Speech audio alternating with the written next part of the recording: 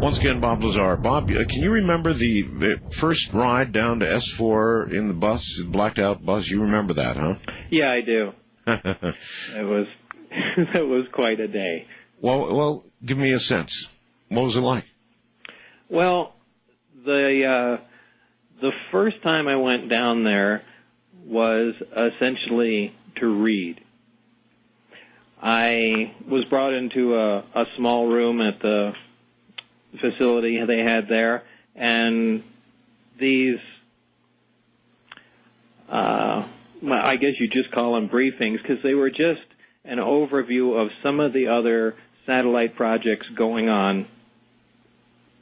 That's interesting. Well, going on that were connected to what I was doing. I'm just trying to find a good way to put this. In other words, they had to give you enough of an overview so you'd have some understanding of what you were about to work on. Right, because just like they do at Los Alamos or any other national lab where you work on high-security systems and subsystems, is they compartmentalize everything. And what they do is they have people working on different aspects of one project, so nobody really knows how the whole thing connects together. Well, some people do, but for the most part, most of the people working on it only work on, a specific module, a specific subsystem, and, somebody else worries about what it connects to. Uh-huh. And that way your knowledge about what's going on is limited just to the thing you worked on. Makes sense. It was the same here. And because this was a back engineering project, we weren't teaming together to try and build something. We were essentially teaming together to try and find out how something was built. You had to have a little knowledge of what was on the other side of the wall. Yeah. What the next guy was doing. So they gave you a little briefing about some of the other aspects of what was going on. But not too much in detail, but just enough so you go, well, okay, I know where this plugs into. Did they tell you that you were to be working on propulsion systems that were not ours? No, not until later. Even though it became pretty obvious that's what was going on initially. I began reading what the people had done before me, and immediately they're talking science fiction about power sources that put out tremendous amounts of energy, at propulsion systems with technology that doesn't even exist. And you begin to wonder if these guys are testing you in some way. Of course. And this is just a joke or what? So it was like reading science fiction? Initially it was.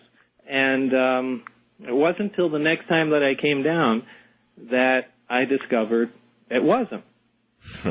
The following time I came down, which was only my second time to work, one of the hangar doors was open.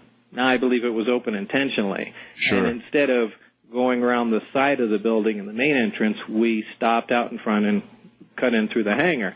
And it was obvious it was in the hangar. The second I stepped out of the bus, there was a large disc-shaped craft sitting on its belly on the ground. Okay, not on what would be some sort of touchdown or landing gear. No landing gear, like no man-made support. It was sitting on the concrete, on its belly, on the ground. And it was a disc, a typical flying saucer type disc? Yes. How big do you think it was? Well, John Andrews and I spent some time working on that, and he brought some people down from the model division so we could scale things up by trying to guess my distance from it and looking at objects that I knew approximately what the size was, so they could crunch all the numbers through and figure out within a fairly good estimate how big the craft was. That came out to about 52 feet in diameter. That's pretty big, 52 feet, huh? Yeah, it was big. It was big. And when you saw that, there must have been this moment where the jaw drops and you go, oh, my gosh. I've just... Well, not at that time. You would kind of think of it.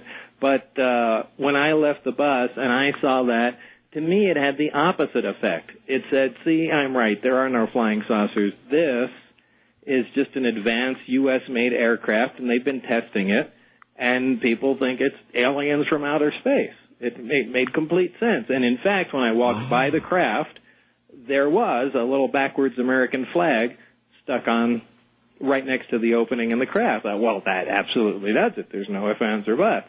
So by the time I walked in, it made complete sense. This was the big new secret fighter that was going to replace the F-15 and who knows what else. And, I was going to work on the propulsion system. So, actually, it would make more sense that you would think that, especially with a little American flag. That was a nice touch.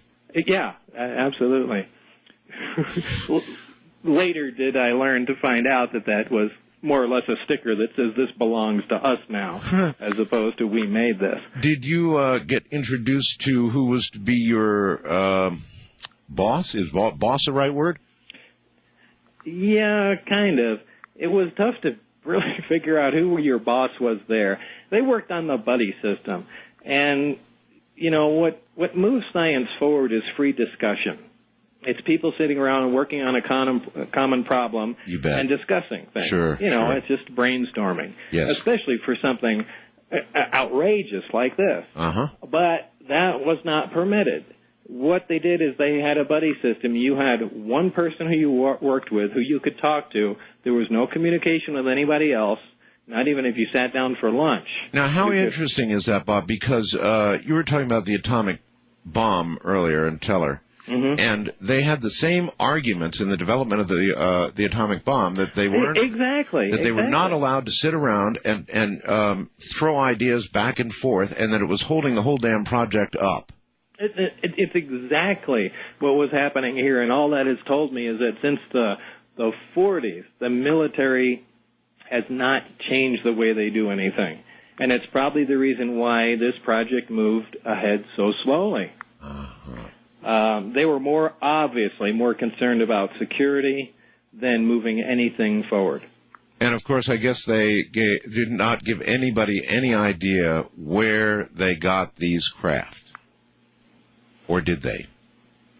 Well, in one of the briefings, they said information gained from the craft, and they really didn't say how, but that the craft came from the Zeta Reticuli star system, which is apparently a binary star system that you can only see from the southern hemisphere. That is exactly correct. And the one thought to perhaps hold a possibility of harboring life, and you're right, it can only be seen from way down south. I believe it cannot even be seen from Puerto Rico, where Arecibo is. Now, that's really interesting. So they actually did say, from information gleaned in the investigation of this craft, they thought it was Zeta Reticuli. That's how it was worded. Okay, so to work you go on what? Well, the first person I was introduced to was a guy by the name of Barry Castillo or Castillo. I don't know how you pronounce that name. But I was introduced to him. This was the guy I was going to be working with. And we had a moderate-sized lab, and specifically we were working on the power source and the propulsion system of the craft. So he was your buddy? He was my buddy that I was going to work with. Uh-huh. In the lab, the first day in the lab meeting him, it was a very down-to-earth guy, and what was there was a reactor moved from one of the craft and one of the propulsion mechanisms that were on the bench. So they had already removed something. Now, at that time, I had only seen one craft. The one you described, yeah. Right. Okay. And as it turned out, there were 9 there. 9, right, and we'll get to that. But this portion of the propulsion system, or the main portion of the propulsion system, do you remember what your initial impression? Listen, by the way, I don't know if I'm going to press you to talk about things that you are unable to. How much are you unable to talk about, or unwilling to talk about, or will get in trouble for talking about? Is there anything that you hold back that you have to hold back? Well, the only things that there are a couple things that I haven't said, and for a reason. It's not that, there's a new news flash or something I just want to say that's new. The only reason there are some things I've held back was so I can recognize somebody from the area. Yeah, you know how all the chats and whatnot that go on the internet, they're full of just nutcases. I know. And on both sides of the fence, though. I mean, you have people that will swear up and down, you know, I never lived in Los Alamos, I never worked there, or who knows what. But on the other side of the fence, you also have people that, just because they want to support me, say that, I was a security guard or something there, and I saw Bob going to work every day. Well, you know, both of those people don't help because neither of them are true. And you know, as much as I appreciate the help from people that say stuff like that, it really doesn't help, because all it does is confuse matters. And you know, in this field of UFO research, or whatever they call it these days, is so inundated with garbage and just ridiculous stories, you do not need to add even 1% more, because it's impossible for anybody to take anything seriously. So there were only 22 people working there. 22? Yeah. And I have the list of them. You have a list of the names? Of every person that worked there. Oh my every God. person that had clearance for that. Now, that's the only thing I've kept to myself. There were a couple other little things here and there, and they talked me into releasing them in the movie, and that's fine. But the number one thing are the names. I mean, the name, of course. There's so many times you hear people say, well, I've got a friend that worked there. Really, what was his name? You know? And it's never...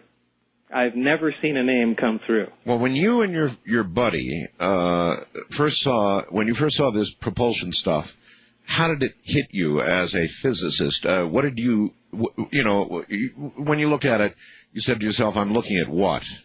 Well, the first thing I saw that was absolutely mind-boggling, and I will never forget it, was the reactor operating.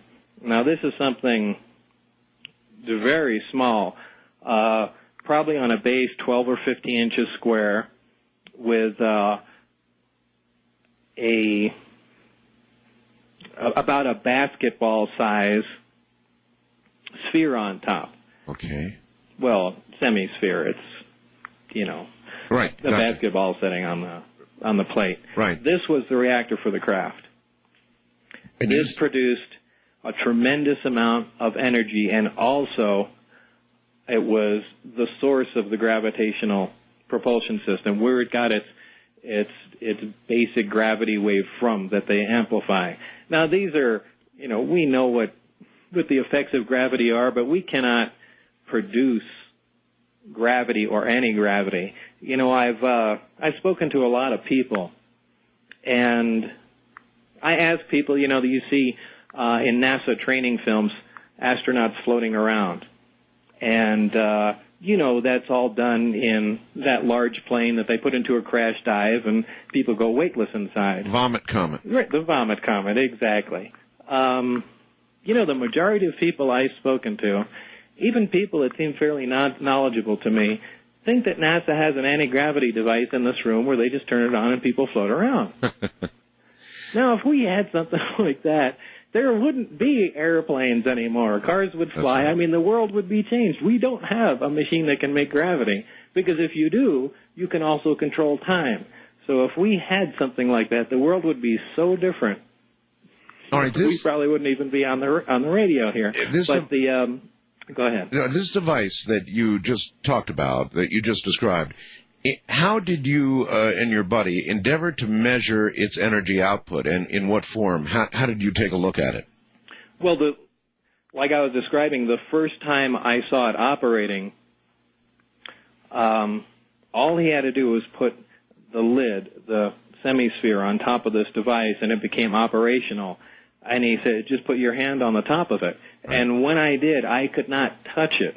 It was the exact sensation of taking two like pole magnets and trying to push them together. Wow. But it was just my hand approaching a metal sphere. Now, that in itself is shocking, because there's nothing that can do that. In other words, you felt a repelling force, as in Like a wall? I mean, you just could push on it? I could push, starting from probably about a foot away, I could begin to feel something. And as I got closer, it got more intense. And probably at 2 to 3 inches, it was impossible to make contact with it. And you could push on the top, your hands would slide to the bottom. It was a very intense field, and you had a golf ball there. And we even something moving at high speed could not penetrate the field. This was the basic gravity wave that the system produced. Did you determine it to be a 360-degree field? No, it wasn't. It wasn't? It wasn't. And again, that's something else. It's a completely directional gravity field only on the skin of the hemisphere. Oh, my. And it didn't appear on the base at all. And so this alone was just absolutely mind-boggling, because here's a machine doing the impossible. The next thing that I was shown, and it couldn't be a magic trick. It's my hand approaching a metal sphere. There's no room for any question there. And what did you and your buddy discuss at that point? I mean, you obviously asked questions, or he offered information, or he just said... Well, this was the initial introduction to what was going on, and I mean, you could see it in his eyes. He took pride in showing off what they had, because the next thing he showed me was connecting it to the amplifier, and he said, "You want to see something really neat now?" Yeah. As if that wasn't amazing. There is, how am I going to describe this? There's a fitting, almost like a pipe, that slides down and makes contact with the hemisphere. Okay. This apparently, from what was described to me, is a tuned pipe. Almost like resonant. Waveguides are tuned for microwaves to pass through. Would be resonant. Exactly. Uh-huh. So once this pipe is placed upon the hemisphere, the field completely disappears. So that's giving you evidence that it's now traveling through the waveguide. Uh-huh. The waveguide goes to another extremely large tube, probably about 2 feet in diameter, 4 feet long, and has plates, I guess is the best way I can describe it, on the outside. This is actually the emitter, the gravity emitter. There's something in between the two, which is the actual amplifier. Hold it right there, Bob. We're at the bottom of the hour. We'll pick it up right there. So that was the driver stage, the gravity energy driver stage for what was to come. I'm Art Bell. This is Coast. You got me running, going out of my mind. You got me thinking that I'm wasting my time. Don't bring me down. No, no, no, no, no. I'll tell you once more before I get off the floor. Don't bring me down.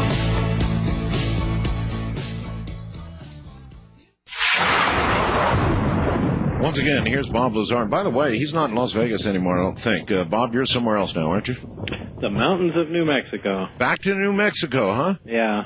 Cool. That's a Literally. nice place to be, yeah. All right.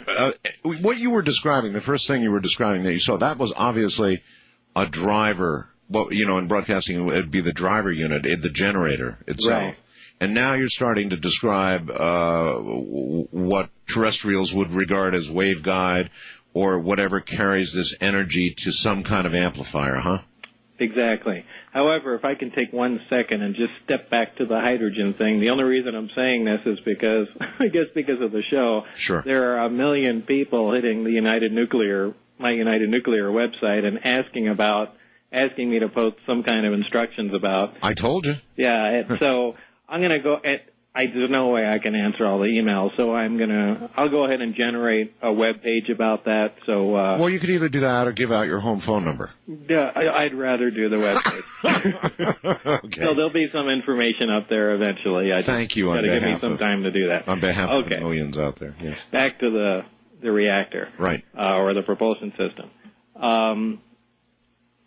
Anyway, the way it was configured was supplying the basic wave, the basic gravitational wave, to the amplifier and to the emitter. In the craft, there are 3 emitters. 3. in a triad pattern. And what I found interesting is, after being involved with the project, that kind of made me start looking into UFO stories to see what's true and what's not. Yeah, sure. And there were so many stories, especially rash of Belgian sightings in the early 90s, I think, or middle 90s, where they saw on the bottom of the craft 3 bright spots of light. Right.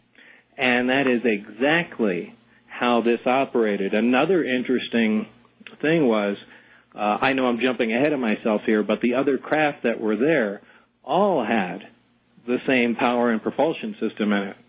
All 3 emitters? Yeah, which I found really interesting in itself, which means that whatever civilization made these, it's almost as if there's, it sounds crazy, but a factory that's producing these and subbing out their propulsion systems for different models of crafts. I mean, it almost sounds like a car. Well, that's how we'd do it. But it was the identical system in all crafts. All right, now he demonstrated the amplifier to you? Yes, that was the reason he connected up the reactor. How was the amplifier demonstrated? In other words, what further did you see when he brought the amplifier online? When he fired that up, he took an ordinary candle and put it probably about 6 feet in back of the emitter. And I was waiting for things to get started, but he really didn't do anything, at least that I saw. And went over and looked at the candle, and the flame was no longer flickering. It was essentially frozen the way it was. Frozen? Yeah. The candle was there, and the flame, it was like a two-dimensional picture of it. Oh, my God. I mean, the flame wasn't moving, but it was still emitting light. Which means? Well, it could mean all kinds of things. It's just another thing that is bizarre. That you really can't. I mean, how in the world would you do that? Now, wait a minute. Now, we know, don't we? Physicists know that gravity bends and affects.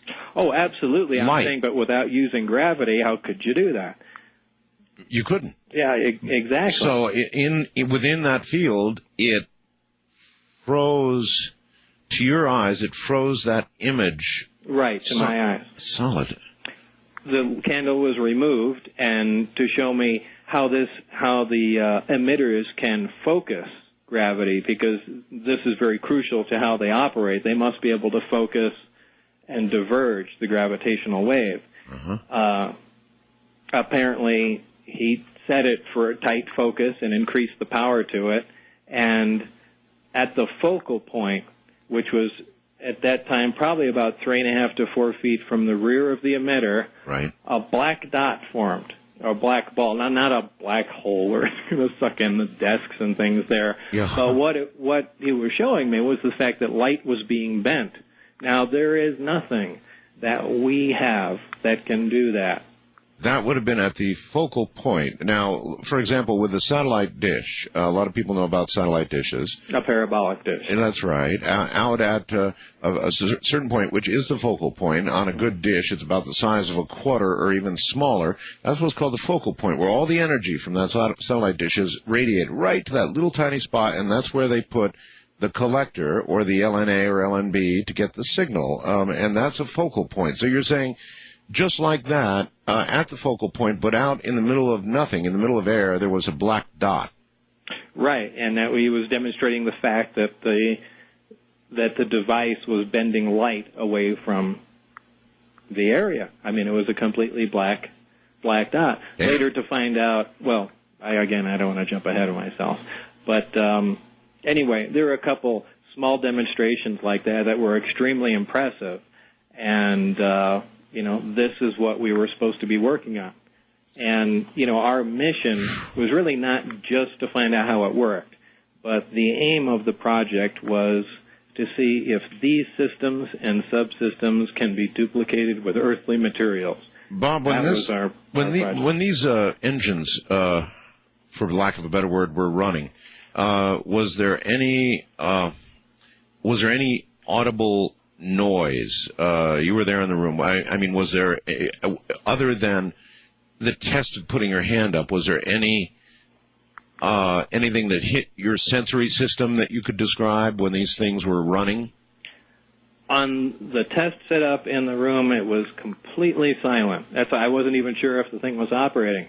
However, during the test flight of the craft, with all three amplifiers operating, there was a definite hiss and corona discharge on the bottom of the craft. A hiss? Now, a hiss, like a high voltage hiss. If you've ever been around, high voltage power lines or, high power transmitters, you must have. Of course. And, you have that familiar high voltage hiss. And you said a corona discharge. A corona discharge, which is kind of not a St. Elmo's fire, but a blue glow that you typically see, again, around high voltage systems, and what's happening in the air is breaking down and emitting photons, and, it glows. It's the same reason why lightning bolts are visible. Indeed. But it was obvious there was high voltage on the skin of the craft, and obviously it was leaking off because that sound is unmistakable. As the craft lifted off higher, and approached 20 or 30 feet, the sound disappeared, so it was obviously interacting with the ground.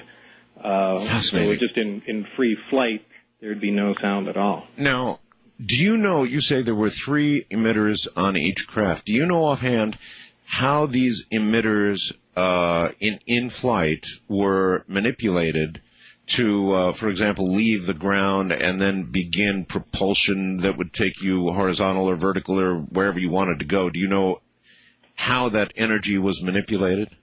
Yeah. The craft operate in 2 modes.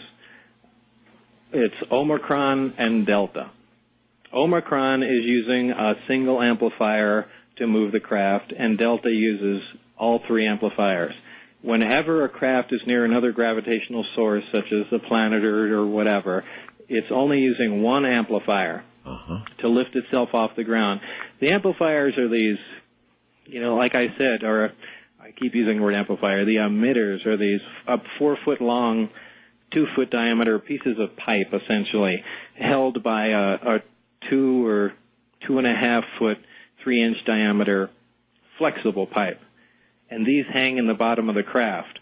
One of them points down, and it produces a gravitational wave that will lift the craft off the ground. The other 2 are swung almost horizontally. So in the bottom of the craft, they're really pointing out in front of it. Gotcha. Now, most vehicles and aircraft that we're used to either accelerate hot gas out the back or use a propeller and, throw air out the back and the craft moves forward. Sure. These do the exact opposite.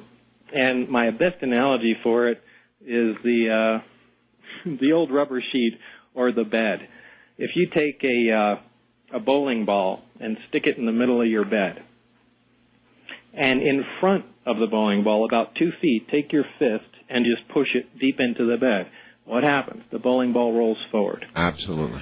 So this is exactly what they're doing. The craft is standing using 1 gravity emitter, standing on a gravitational wave, and they're using the other 2 essentially to make a little divot, a gravity well in front of the craft. I understand. And it rolls forward. And it's why they look so ridiculous when they're in that low-speed mode, because it's an unstable form of flight. Well, that was going to be my question. When they do the vertical lift, I wonder how, of course I don't understand how that energy is distributed, but I wonder how the craft is stable as it goes vertical. Well, the gravitational wave is propagating from the emitter, not in a linear fashion, but it's diverging. So it's on a pedestal, almost like a pyramid. Oh, so the bottom is so stable. Yeah. In fact, as it goes higher, because the area of the base increases, it becomes more stable. It's only when it's very close to the ground that it's wobbly and kind of goofy looking for such an advanced machine. No, I've got it. And look, people should understand that not just your word tonight, but thousands and thousands of people have gone to, as close as they can get to Area 51, and they have seen There's a million eyewitnesses that have seen craft being tested over those years. So there are a lot of witnesses to what you're saying right now about how they flew. I had, if you remember at the time, I had the test flight schedule, and I brought, when I started to leak some information, I brought my friends out there at night. John Lear was one of the first people out there, and, we brought a big 10-inch Celestron telescope. And, at that time, you could get a hell of a lot closer to Area 51 than you can now. Yes, I know. And, we all saw what was going on. I am curious about this. Let me ask. You obviously had been treated to plenty of security warnings, probably had to sign a bunch of crap. And so you made some kind of decision at some point to begin leaking stuff. Describe to me how you went through that metamorphosis. How did you get there? Well, I was perfectly content with the way things were going. Once you're on the inside, it's a different state of mind. And, if you're on the outside of something, hey, it's not fair, we all should have this information, so on and so forth. But, you get kind of a change of attitude. Once you become privy to the information, you go, those guys don't deserve to know anyway. But that does change after a while. And the impetus really had nothing to do with me initially. Remember, they were still going through all my security, whatnot, whatever they do to. It goes on. They do everything, and they're very concerned about your mental state, because that, if a person is very depressed or despondent or something like that, it's going to affect their work performance, and especially if they're trusting them with very important secrets, there's going to be a problem. National security. Exactly. And now I had given a written order to have my phone monitored and myself monitored. God, that's something to give. I mean, I know you're a pretty private person, but to give. But I was excited to work on this. That was nothing. More exciting than being monitored. Oh, by far. And I was absolutely following the rules. At the time I was married, and I wasn't saying anything to my wife. And initially, this is where the problem began. And, what do you say? You leave the house at 11 o'clock at night. Where are you going? Oh, I'm going to work. Yeah, really? And, night after, and then you come home, 6-7 hours later. Where were you? I was at work. At work. Yeah, and, after a while, it begins to sound like you're having an affair. Yeah, of course. Well, that's exactly what happened. That's exactly what happened. And oh, brother. As time went on, my wife began to have an affair. And they knew it, and I didn't, because they monitored the phone. This is all new stuff. I've never heard any of this. So they had all the written transcripts of what was going on. Oh, my God. And they stopped calling me out to work because they had to make a decision on what to do. They were either going to just let it sit and, see what happened, if we broke up or, that ended or whatever. But at any rate, you were suddenly a risk. Yeah, and, at that time, they had stopped calling me out, and I kind of began to get a little concerned, and this is when I had the flight schedule and brought a few of my friends out at the time, including my wife, and, showed them what I was doing at night. Oh. And they all saw that, and in fact, we got away with it the first night, and we got a little greedy and went a couple other times. And we finally got caught. And, how many of you got caught, and what happened? I think it was 4 of us. And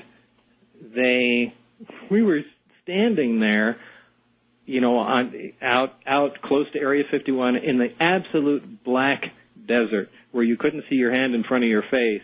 Yeah. Now, we had been staying there about half an hour, and my friend Gene and I were sitting there joking about, maybe we should just take the base by force, and, just saying ridiculous things like that. Yeah. Now, little did we know that the security guys had snuck up on us, and they were no more than 6 feet from our noses. Listening to you say things like, right, and they had no idea what was going on. So we're sitting there talking, and out of nowhere, a sniper not a sniper scope, a night vision scope, falls on the ground. We see this little green light fall down and roll. And it came out of nowhere. And we had no idea. Anyway, the guy had dropped it. Yeah. So, they walked forward and, made everyone go back up to the road. They call in the sheriff. And would these have been the Wackenhut security people? As far as I know. I had taken off into the desert because we had all assumed if I was caught, there was a problem. Well, that's a good assumption. Because, these guys could have just wandered out there and been looking what's going on. But if they saw somebody from the inside there. So I took, well, I'm not even going to say that. I took off into the desert. And, they had counted how many people were there. Toward or away from the area? Away from the area. Away from the area. Out into the desert. And, just trying to get away. Saw there were 3 or 4 people there. And then when we got back up to the road and the sheriff came out from there, I think his name was La Moreau, who's still around there. And, that's when I reemerged, and he said, wait, we got a discrepancy. There's an extra person here.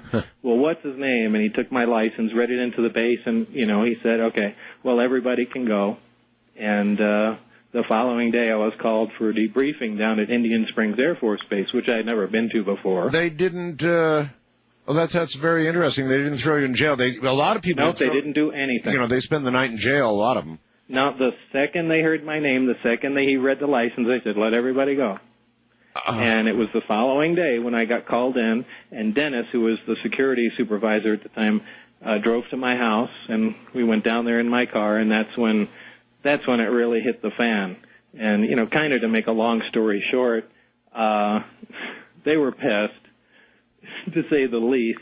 And well, don't make it too short. This is pretty interesting stuff. I'd actually like to get some details of that. You called it a debriefing. Probably it was more like a let's see how scared we can get this guy. Well, that's exactly what it was. All right, then hold on to that thought, and we'll be right back. My guest is Bob Lazar. They're making a movie about all of this, by the way, which you're definitely going to want to see. We'll tell you more about that. It's Blue Book Films. Going to bring the whole thing to the silver screen.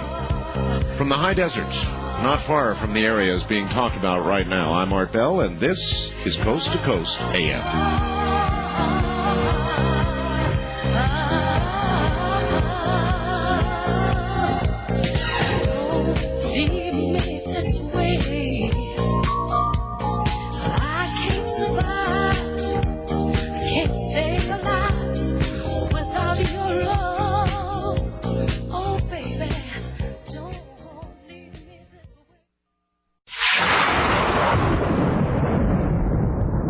There is indeed, just over the mountain from me, a place called Indian Springs, and there is an Air Force base there, and that's where they called you, Bob? Right. Summoned you, said you, would you get one of the calls? It's now noon, you will be, you'll be up here at some certain time, or what? This was a little different. This Dennis called me, who was my security supervisor at the time, called me personally, and came to my house, which was... very unusual. Oh. And then we both drove down in the same car to Indian Springs, which is an auxiliary Air Force base in this little town, which is, the base is essentially shut down. But I guess some of it, remains operational. In any case, that's where they took me. Uh-huh. And that's when they started the debriefing. The first thing they brought up was, of course, that, tremendous breach in security, and they wanted to know everybody that I had told anything to, why I went ahead and did it, and, I was pretty straightforward with them, but they tried to be as intimidating as possible, and were you threatened outright? Oh, very much so. Yeah, and so was my wife's life. So I became very concerned about that. Do you actually care to tell us what they said to you? I mean, did they say, you'll end up a lump in the desert like so many others, or there was a lot of fear present at the time, and I don't remember verbatim, what tagline they used, but it did get my attention. Yeah. And this is when they brought up the transcripts of my wife's affair on the phone. Oh, that they told you? Yeah, so I found out from them. At that moment? Yeah, at that moment. Wonderful. This was something they had to slap in my face. Gee whiz, I wonder why they picked that moment to tell you. Well, who knows? But anyway, that's how the separation between us really came about. It was because of that, because of, bringing my friends out there to see what was going on, and, all the, yeah. So that's really what set everything in motion. All right. A lot of stories have flown around about what happened, Bob, after that. For example, we have the mutual friend of John Lear, who now, by the way, doesn't talk about any of this anymore, doesn't want any publicity. You can't blame him. He's lost some jobs. He's back working. He's doing fine, and he just doesn't want to talk about this anymore, and I don't blame him. Do you? No. I think John's rave now is about the dump up there at Yucca Mountain. Yeah. About the nuke waste dump. And, sure. It's the one thing I agree with John Lear. Is, I know everyone in Las Vegas doesn't want it there, but if you're going to put it anywhere in the country, why not put it where you've already exploded 100 atomic bombs? It's already a wasteland, at that part of the test site, so. Well, you're anyway, right. That's a big controversy. Anyway, listen, there was a big controversy about something called Element 115, which was said to be some kind of fuel, an element we don't have now on Earth, that was the fuel or the what? What can you do? Well, I guess you could call it a fuel. It's what made the reactor operate. And it's a super heavy element, something that we've theorized can exist. People think back about, high school or college chemistry. You recall that as the elements get heavier, once you pass uranium, they decay. And some decay very fast. As the elements get very heavy, their half-lives become extremely short, sometimes microseconds. So they're just around, they exist just for a blink of an eye. Well, it's been theorized, and has been some time ago, that there are islands of stability. Somewhere higher up in the periodic chart, there are places where groups of elements would again become stable. And this occurs, what theoretically was to occur in the 114, 115 area, and again an island of stability. Right, where these elements are relatively stable. And again, there is supposed to be another island of stability somewhere up in the 200s. But these are unattainable things, and no one says that nature has ever produced them, except at maybe the moment. But when you talked about element 115 years ago, so many years ago, since then, interestingly, we progressed to the impossible. In other words, since you actually talked about it, they've been discovering elements moving up, right on up the chart. Oh, they're getting close. Yeah, they're getting very close. They're getting close, and the half-lives are getting longer. Yeah, I know. People back then hoo-hawed at this, but now they're not hoo-hawing so hard anymore because we're getting pretty close. Right. And I'm sure eventually they'll synthesize it somehow. They use, instead of bombarding it with neutrons now, they use this new fusion technique where they fuse the nuclei of two other elements together, which is kind of an odd way to do it, but it's got, I think the lab for heavy ion research in Darmstadt, Germany, has pioneered most of the new heavy elements. And, mark my words, they're going to be the guys that synthesize 115. Huh. Bob, there was talk that you spirited some element 115 out of S4. Is that true?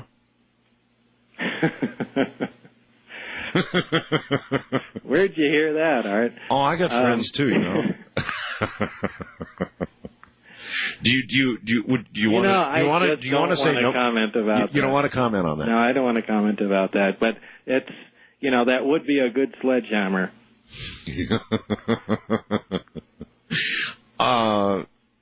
All right. Well, we'll just we'll leave that one alone, I guess. You think? Do you think that since the time that and you know what we didn't cover? We missed it. You described the one craft, but at one point while you were there, you saw a total of what? Would you say 9 craft? 9 craft. 9 craft. And if I recall, that was the day Barry and I were working in the lab, and Dennis came in and he said, "Come on out. There's a test flight." So there was a flight scheduled, and they were allowing me to see it. And we went from the lab out into the first hangar, which was the only one I ever saw open. And as I went out there, the craft was already outside the hangar and sitting on the ground. I don't know if they rolled it out, it flew out, or whatever. Right. But as I was walking through the empty hangar, I looked to the right, and there were big bay doors in between the hangars, and they were all open. And I could see all the craft lined up. So they had an outright collection of these things. Anyway, the craft was outside, and there was a guy sitting near the door with what I surmised was an ordinary VHF radio, and this is something that to this day really bothers me, because it should be, if this is a gravity-propelled craft, which is bending and distorting all forms of electromagnetic radiation around it and whatnot, it should be impossible to communicate with the thing. The radio should have been VHF radio. It should have been trash, yeah. But maybe it wasn't. Maybe it just looked that way to me, and it was something more advanced. But anyway, he was apparently in communication with somebody in the craft, so I know it wasn't being flown remotely. And anyway, that was the first time I got to see, and the only time, all the crafts inside the hangar. Did you ever get to see the inside of any of the craft? Yeah, just the one. The one I coined the term the sport model, because it, in comparison to the other crafts, it was really sleek and thin and looked like a sporty version. Can you describe the inside? I mean, did it seem as though it was designed for, say, a human or something close to a human? Well, it's hard to say. It was designed for something small, because certainly a 5.5 or 6 foot person is hunched over in all but the very center of the craft. It's an uncomfortable setup. It's extremely barren. There are 3 seats in there. 3. Yeah, and there is. It's all one color. There are no aesthetics anywhere, and as far as the placement of everything, there are no sharp corners anywhere. Imagine taking a seat. The amplifiers looked like tables or boxes, just to give you a simple figure idea. But it was as if the inside of the craft was all molded with these parts out of wax. Molded. In other words, in aircraft, we have rivets, we have various forms. Everything flowed together as if it was made out of wax and heated and then cooled. So there were no sharp corners. Everything just kind of blended together like the entire thing was injection molded. There was no visible seam or right angle anywhere. And everything was just a dull... pewter's a little dark, but a dull aluminum color. So just being in the place, it looked very unearthly, if I could use that term. You can, sure. It was very unusual, because in any place you've ever been and anything you've ever looked at, there are varying colors, shapes, and sharp corners. And everything was rounded, and everything was monochromatic. It was just one color. What about apparent controls for control of the craft? There were none. There were none. There were none. That's really interesting. There were no buttons, lights, or navigator position or anything of that sort of the 2 places I was allowed to look at in the craft. Now, obviously, whoever piloted the craft was on the central level. The level immediately below it, there's a small access hatch. With a collapsible honeycomb access way. And I stuck the upper part of my body in there kind of upside down, and I was told to do that so I can see the placement of the gravity emitters and how they're hung and how they move. Oh, yes. And so that was the bottom level. Underneath that was just the skin of the craft. Now, above that, I was not allowed to venture. There was a small area above it, and on this particular craft, the hump on the top, or the dome on the saucer, whatever you want to call it, Right. It's not round, it's kind of flat on the top. There were these black portals. I believe there were 4, if I remember correctly. And there weren't windows. They were, from what I surmise, is they were some sort of planar sensor, so the craft could get its orientation in space or wherever it was, where it could, these would detect positions of stars or something like that, so it can get a fix on its orientation and where it is, where it's going, and that sort of thing. Now, that's my guess. So, I have no idea. But you surmise that there probably was an area of some control that you didn't get to see. Well, either that or there is a different type of control. Yeah, that has no obvious, buttons or knobs or anything. Well, I know now, even in our fighter jets, they're beginning to get to the point where they put on helmets and they can actually think commands. I mean, we're doing that here on Earth. Yeah, it's not out of the realm of possibility that the craft would operate that way. How we interfaced to it, I would love to know. Because if, in fact, it did work that way, using an alien creature's mind, who in the world came up with the interface? And what would you have to go by? So there's so much information I would have loved to have known to complete the picture for me. But you would surmise from what you did see that these craft were probably made for creatures that would be, on average, much smaller than humans. They would have to be. They would have to be almost close to half our size to comfortably fit in there.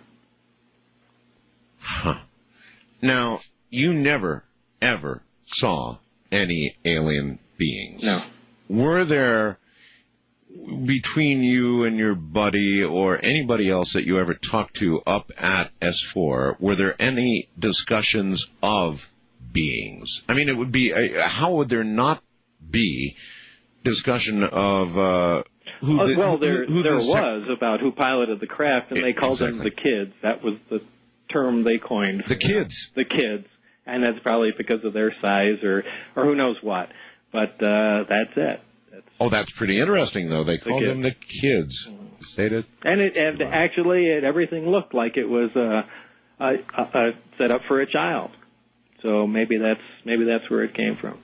Bob, but how far since you have left, which is a lot of years now, do you think, for example, when you were there, how much progress had actually been made in either duplicating or beginning to get a handle on how these generators operated and the beginnings of duplication or trying to duplicate what they were doing? Well, I don't think they got very far. I use this analogy probably the last time I was on your show, and, if you took an ordinary modern-day motorcycle and just transported it back in time to the 1800s, to the wagon train days, and just left it out front, in the morning everybody woke up and discovered it there with the keys in it. Now they can poke around and prod with it and play with it, and eventually they're going to figure out how to start it just out of sheer luck. And it's going to start and it's going to run, and they'll be proficient at driving it as long as they keep playing with it. And when it runs out of gas... After crashing quite a few times. Well, yeah, but they'll pick it up, and they're pretty tough, and, go on. And when it runs out of gas, it'll never work again. It'll sit there. Yeah. And, however, when it comes to duplicating it, if they wanted to make one, they couldn't even make the plastic fender on the thing because that material is just amazing to them. Right? I mean, that's polypropylene or something like that. They just look at it and go, wow, it's solid, but it bends and it melts. And, they couldn't even make a fender or a turn signal on the thing. Much less the engine or the... Oh, forget about the working part. But this is exactly where we're at. We got a really cool toy, and we've played around with it enough to where we know how it works, and we can make it move around. But when the fuel runs out or something else happens to the craft, that's it. Then you've just got an inert piece of stuff that you never figured out. Right. I don't think they're ever going to duplicate, in our lifetimes anyway, what's there. They may use it. It may get some other information off of it. Now, again, I'm going on thoughts that are 12 years old, so they could have made some tremendous strides since I was gone. And I was certainly not privy to all the information, but that's the impression that I was left with. All right, hold tight, Bob. We're at the bottom of the hour here, actually. This one's for you. I'm Art Bell, and this, of course, is Coast to Coast AM raging throughout the nighttime with Bob Lazar tonight. You're hearing what you've never heard before. I can see her lying back in her satin dress in a room where you do what you don't confess. Sundown, you better take care if I find you've been creeping round my back stairs. Sundown, you better take care if I find you've been creeping round my back stairs. She's been looking like a queen.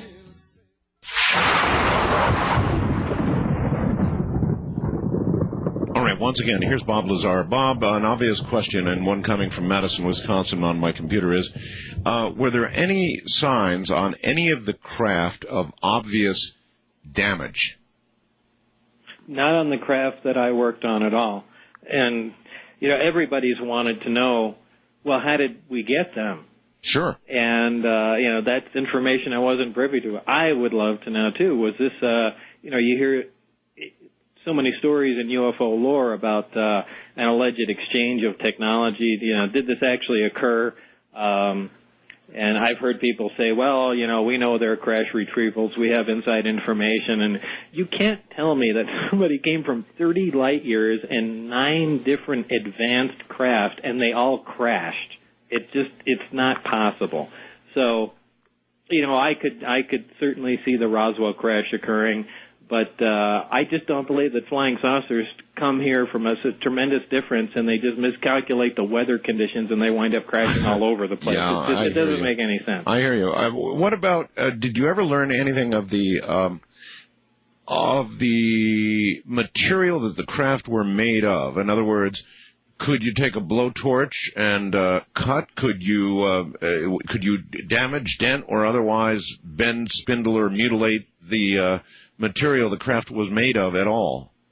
I don't know. Again, that was compartmentalized. That's the metallurgy guys that got to play with that. The only contact I ever had was going in the craft, and then the first day walking by it, I stuck my hand out and slid it along the craft, and it just felt cold, so I assume it's metal.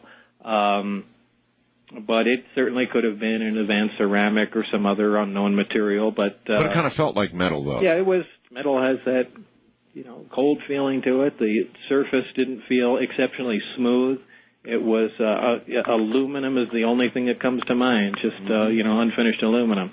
But I doubt it was actually that. But do you think was there any sense of weight? In other words, did you ever have an opportunity to see anybody attempting to lift or move any of these craft, getting an idea of the kind of weight they were trying to move? No, I didn't. The only thing that caught my eye in relation to weight was above the craft, in the hangar, there was one of those suspension cranes with a hook on it. And it was rated at 10 tons because they had that in big, bold lettering on the side. So that makes me think, well, if they in fact use that to move the craft, it weighs less than 10 tons. Huh. That's about as far as I can go on that. But I've heard people make comments that, actually they only weigh a few pounds. But I don't think that could possibly be true. Number one is, at different times moving into the craft, you're sitting on the extreme edge of it, and it would certainly teeter, plus the amount of equipment they had moved into the craft, lights and whatnot, for investigation of it. It makes me think it's something of some pretty sizable weight. It's not, it's certainly not a flyweight piece of material. Bob, you know, a lot of the interesting news stories I get about world affairs and maybe wars between India and Pakistan, all the rest of it, they come from the United Kingdom, which I think is embarrassing. It annoys me that I've got to get to news I can't get here from the UK. Your movie is going to be made in the United Kingdom. Are you going to have any input at all during the production of this movie? They're going to fly you over? I don't know. I imagine they would. I imagine I would be put in a position as technical consultant at the very least. If they want it to progress, in an accurate, truthful fashion. And I believe that Bruce did go over that already. So, I'll at least be in that sort of position. Bob, you have a list of names, which you've revealed tonight, of the other people that were there. You're speaking right now, I'm certain, to many of those names, and they're listening to you right now. What would you say to them at this point? I mean, you're out in the public, and your story has been hanging out there now for a lot of years, and now it's going to be even more public with a movie. What do you say to the other people that were up there, given a chance, which you have right now, to say something to them? Well, that's changed over the years. About the only thing I would like to say to them is contact me in some way. You would think maybe by now some of them would have gone through a thought process that would bring them to the point where they'd be ready to be in contact with you and maybe others. Yeah, and there's obviously a reason they haven't, because it's been 12 years. And yeah, there is, and they haven't, and you're still alive. You wonder about that? Not really, because the way things progressed, it would have been really detrimental to the program and to them if all of a sudden I disappeared. And probably the only reason for that was that John Lear's suggestion and insistence to go into George Knapp at the time. Yes, and George Knapp is a Las Vegas. He's an investigative journalist. Investigative journalist, that's right, a big-time one here in Las Vegas. He's done a number of UFO specials over the years, and you went to John, and John said, go public, go to George Knapp. Well, at the time, I think there was a few days there where I hid at John's house.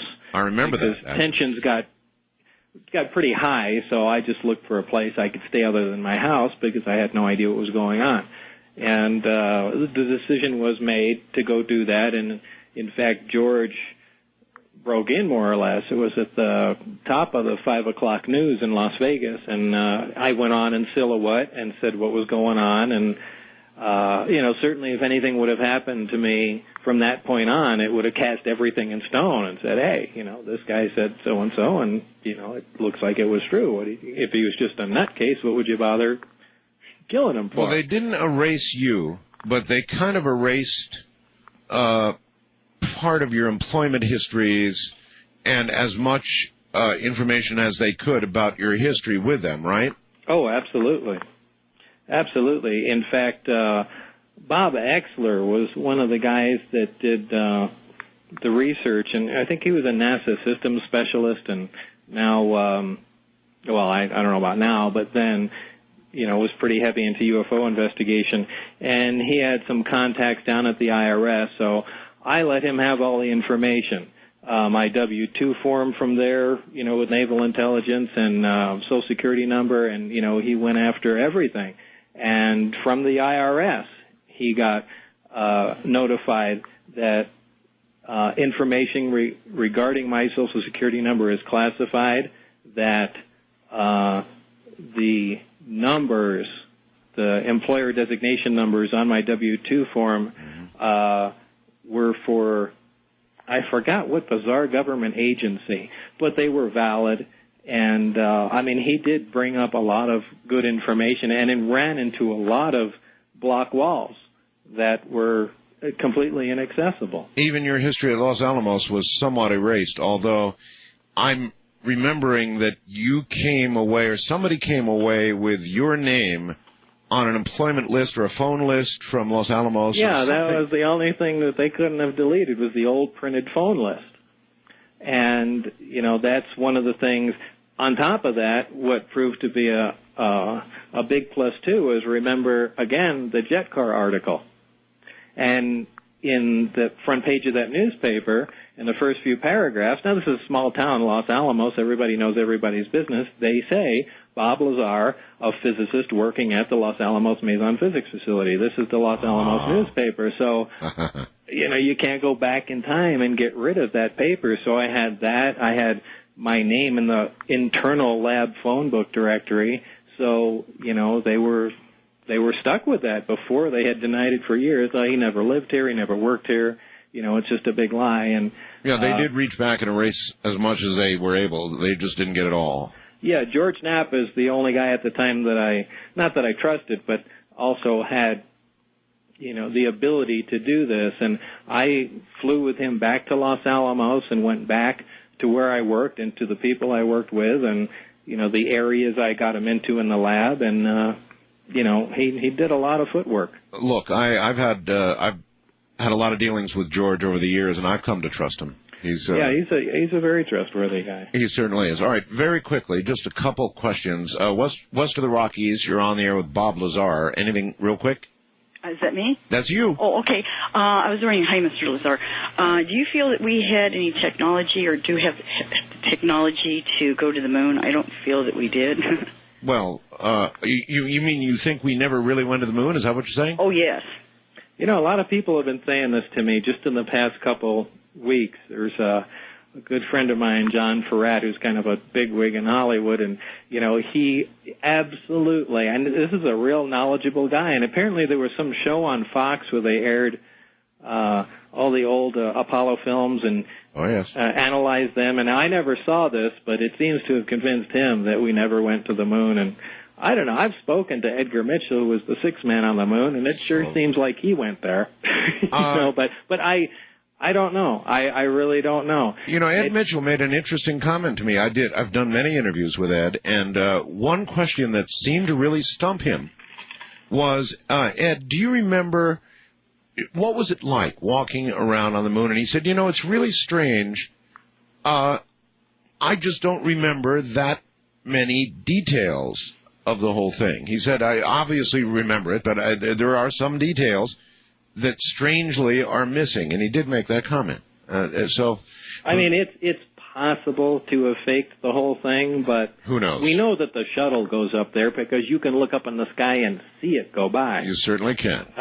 So why is it that much more difficult to go to the moon? It's not that far away. First-time caller line, you're on the air with Bob Lazar. Hello. Hello, how are you doing? Okay, sir. Where are you? North Hollywood, California. Okay.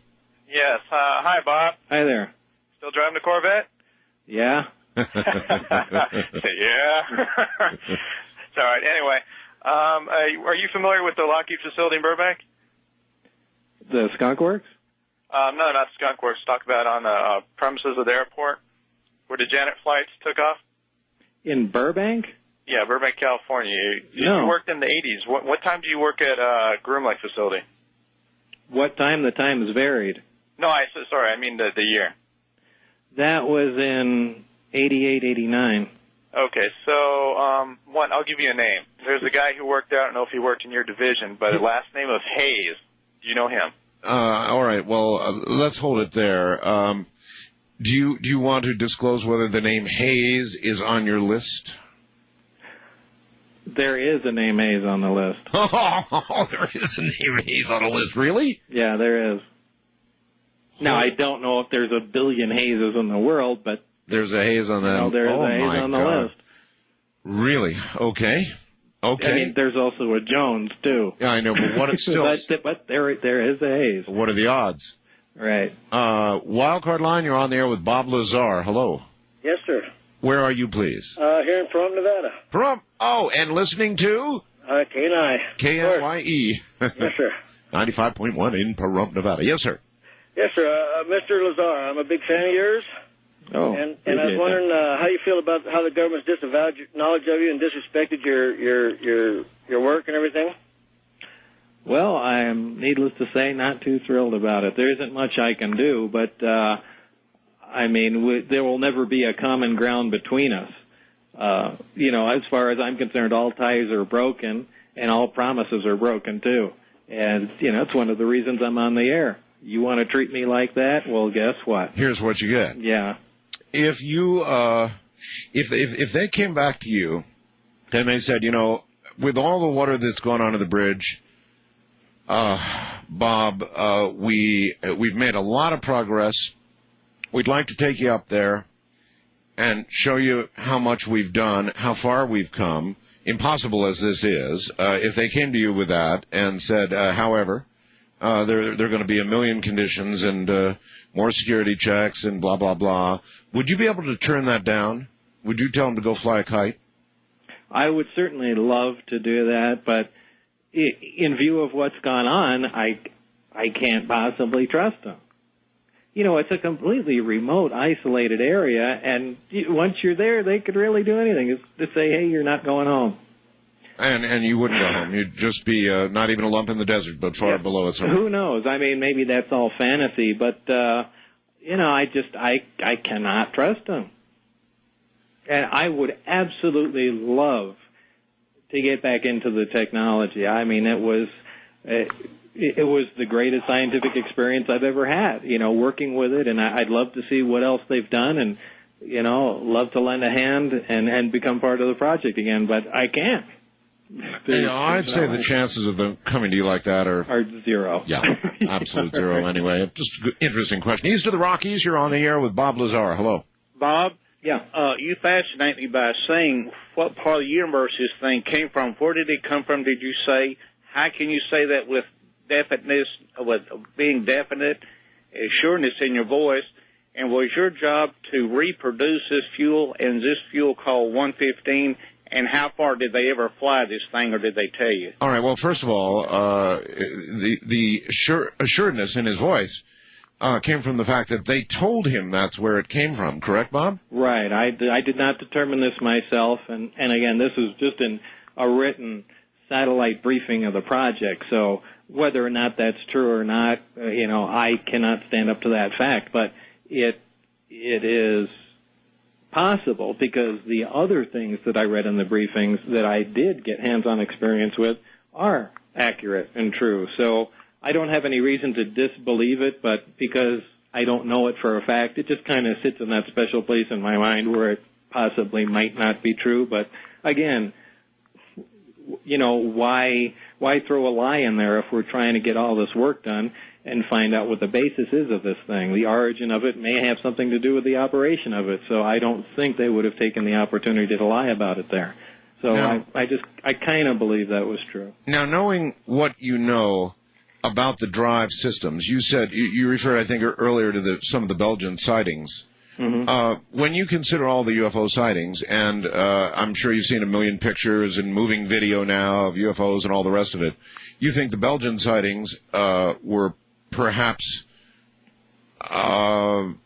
accurate with what you know about the drive systems. Have you seen any other film or stills of UFOs that look like the real McCoy to you? Absolutely, because once I started looking into it, now I don't research this stuff anymore, and I get a lot of people asking me UFO questions, and actually, believe it or not, it doesn't interest me. I liked being involved in the project, but I don't look into UFO stories or research this stuff. But when I did, when I said the craft operate in two modes, the Omicron and Delta configuration, when it's transitioning from Omicron to Delta, the way the craft flies through in space is belly first, not flying horizontal like you see in a science fiction movie.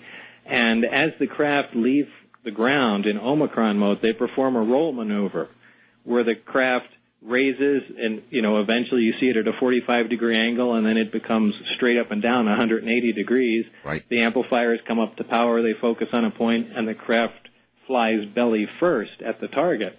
And you see a lot of UFO photographs here and there with crafts ascending in the sky at a 45-degree angle, but flying up, or sitting at odd angles in the sky, and at least from what I can guess from the photographs, if they in fact are genuine, it looks like the craft are transitioning from one mode to another.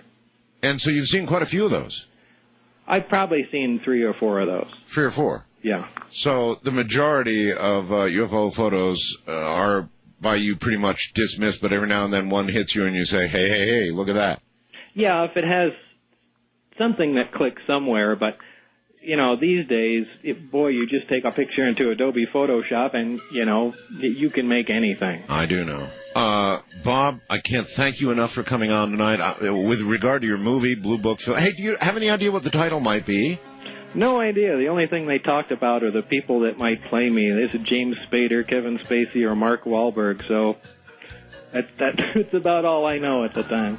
Brother, good luck with the movie, and thank you so much for laying so much new detail on us tonight. No problem, Art, and I'd just like to say hi to my buddies Debbie and Nancy out in Chicago and the incredible Duger. Good night, Bob. Good night, Art. All right, there you have it, folks. There's a whole lot of stuff you've never heard before. That was Bob Lazar. I'm Art Bell. This is Coast. See you tomorrow night. Open lines.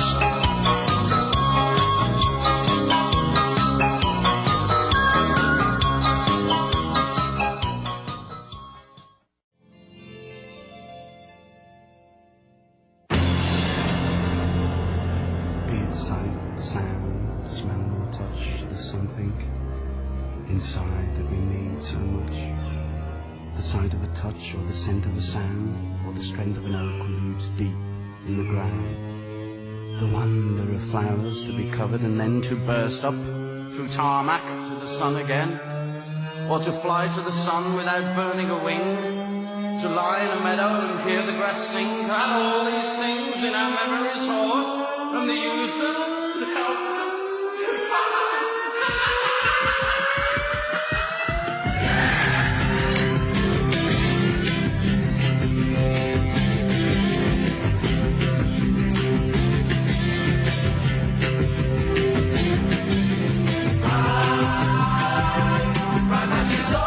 to take this place on this trip just for me.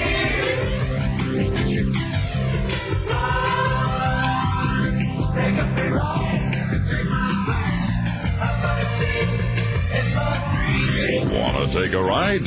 To talk with Art Bell, call the wildcard line at area code 775-727-1295. The first-time caller line is area code 775-727-1222. To talk with Art Bell from east of the Rockies, call toll-free 800-825-5033. From west of the Rockies, call 800-618-8255. International callers may reach Art by calling your in-country Sprint access number, pressing option 5, and dialing toll-free 800-893-0903.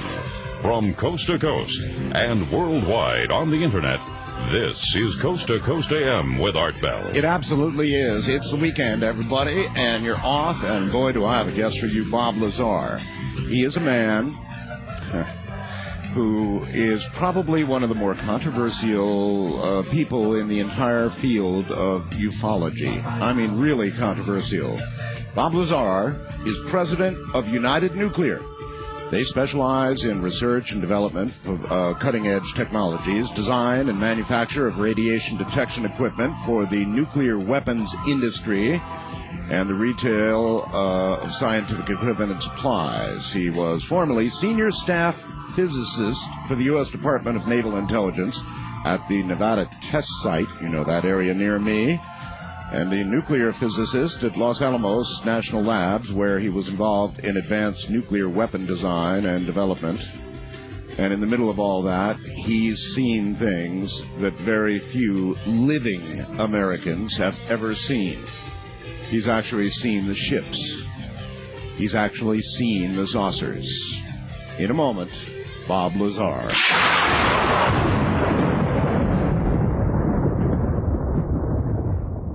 Some of you I know probably didn't hear the first program, or the last program, I guess I had to say, I did with Bob Lazar. He is a fascinating guy who got to see the real McCoy at Area S4 near, of course, the infamous Area 51. I guess it was a few weeks ago now.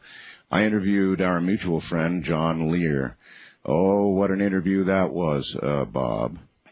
It was really something. Welcome to the program.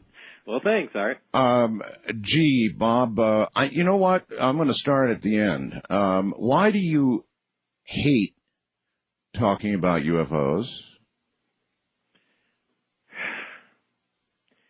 Well, there's a few reasons. First of all, it's gotten pretty old. It's been, over a decade. Yeah. And second of all, I'm glad I was involved in the project for a short time, but once you leave that and try and enter normal life, especially if you're peddling your services in research and development, in the scientific field, it becomes really tough for people to take you seriously when you're known as the UFO guy. So it's just hard to kind of divorce all that stuff. That's kind of the same problem that John Lear had, when he was working for the airlines. It finally got to the point where he had to say no more, and for years, of course, he didn't talk at all. Right. I know he had a lot of problems with that, and I don't know. That's something people just don't take into account. Got fired because of it from one airline. Yeah, that's right. That's what I heard.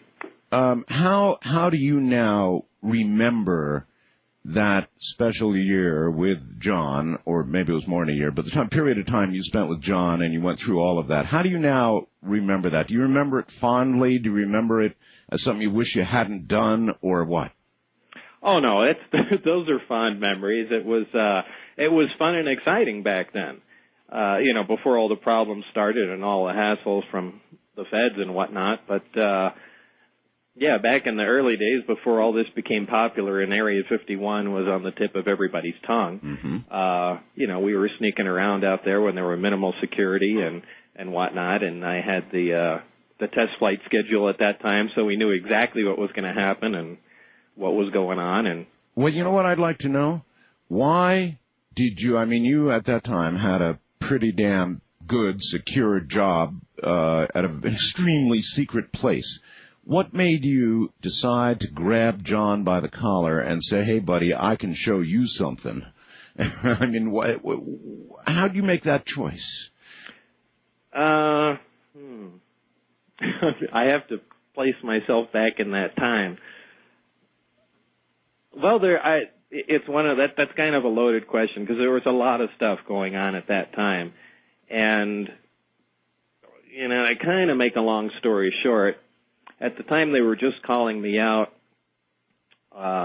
usually at night, on specific days to go out there when I initially started working down at the test site. Right. And, this was causing problems with my wife at the time because I was keeping everything confidential, even from her. Sure. And, here 11 or 12 o'clock at night, I get this call, and I disappear. And, and this happens time and time again. And where are you going, honey? I'm sorry, I can't talk about that. Right. Yeah, I'm going to work. I'm sure you are. Yeah. And as this goes on for quite a while, suspicions begin to build up. And, I kind of kept my friends at arm's length at that time because I just didn't want any problems. I wanted all the this newfound security to go smoothly. Sure. And was pretty much playing with the game. So it started causing suspicion in my friends and, immediate family and that sort of thing. So I decided to take the risk one night and just bring everybody out close enough to where they could see a test flight when I knew a test flight was going on. Yeah, but you had to know what you were risking, right? Oh, I did. And, I can't really say what the actual motivation was back then. Specifically what made it, what made me snap on that day. But, were you angry at them? Were you showing? No, not at that point. Were you showing off? There's nothing wrong with that, by the way. If that's what it was, that's what it was. I can understand. No, it really wasn't that, and that would actually be an easy answer, but, it really wasn't that. If I recall, we didn't start butting heads until after that. Right. But that was about it. I think it was to alleviate suspicion and show, several of my friends what was going on. What was really going on. Mm-hmm. Yeah. How much, during those sojourns, how much did you actually get to see along with John? while we were out of the area or while I was actually working there in the area? Well, yeah, they're two separate things. No, I meant when you took John and others up there.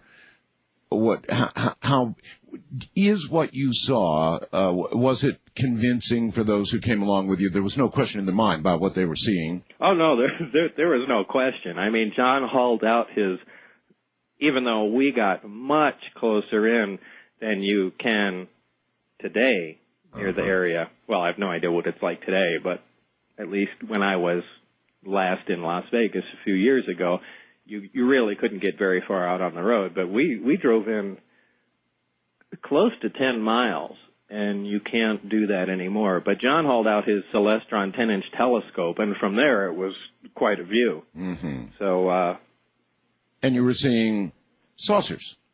A saucer, yeah. A saucer.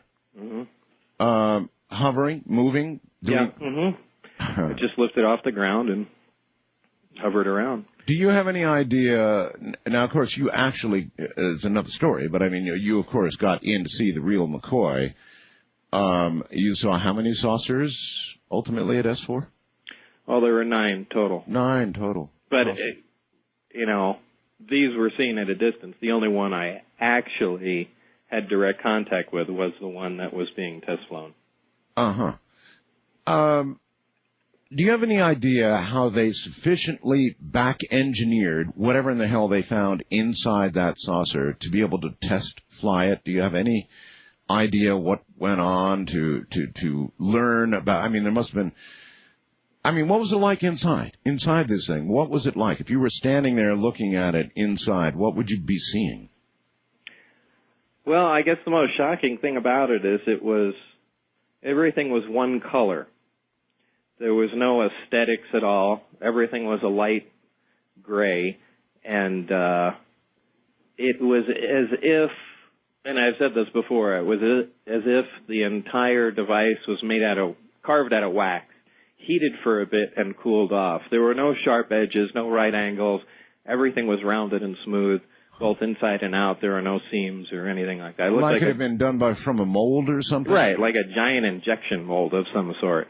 But, so that's it. It's, yeah, I mean, that was probably the most obvious thing you'd notice when you walk in there. It just, didn't look conventional at all. Any idea, again, I mean, from that, could you see, how did they navigate this thing? Were there buttons? Were there joysticks? What sort of? I have no idea. No idea? No. And so you would have no idea then how they back-engineered. It would have to be a pretty dangerous thing to take a craft that you just had and try to figure out how to fly the damn thing. I imagine so, and from the stories I've heard that it was quite a dangerous thing. But unfortunately, a lot of this went on way before I ever got there. And obviously, they had at least found out to some extent how some of the systems and subsystems operated. Mm-hmm. Do you know how they got their hands on these in the first place? I mean, how did they get them? I don't know.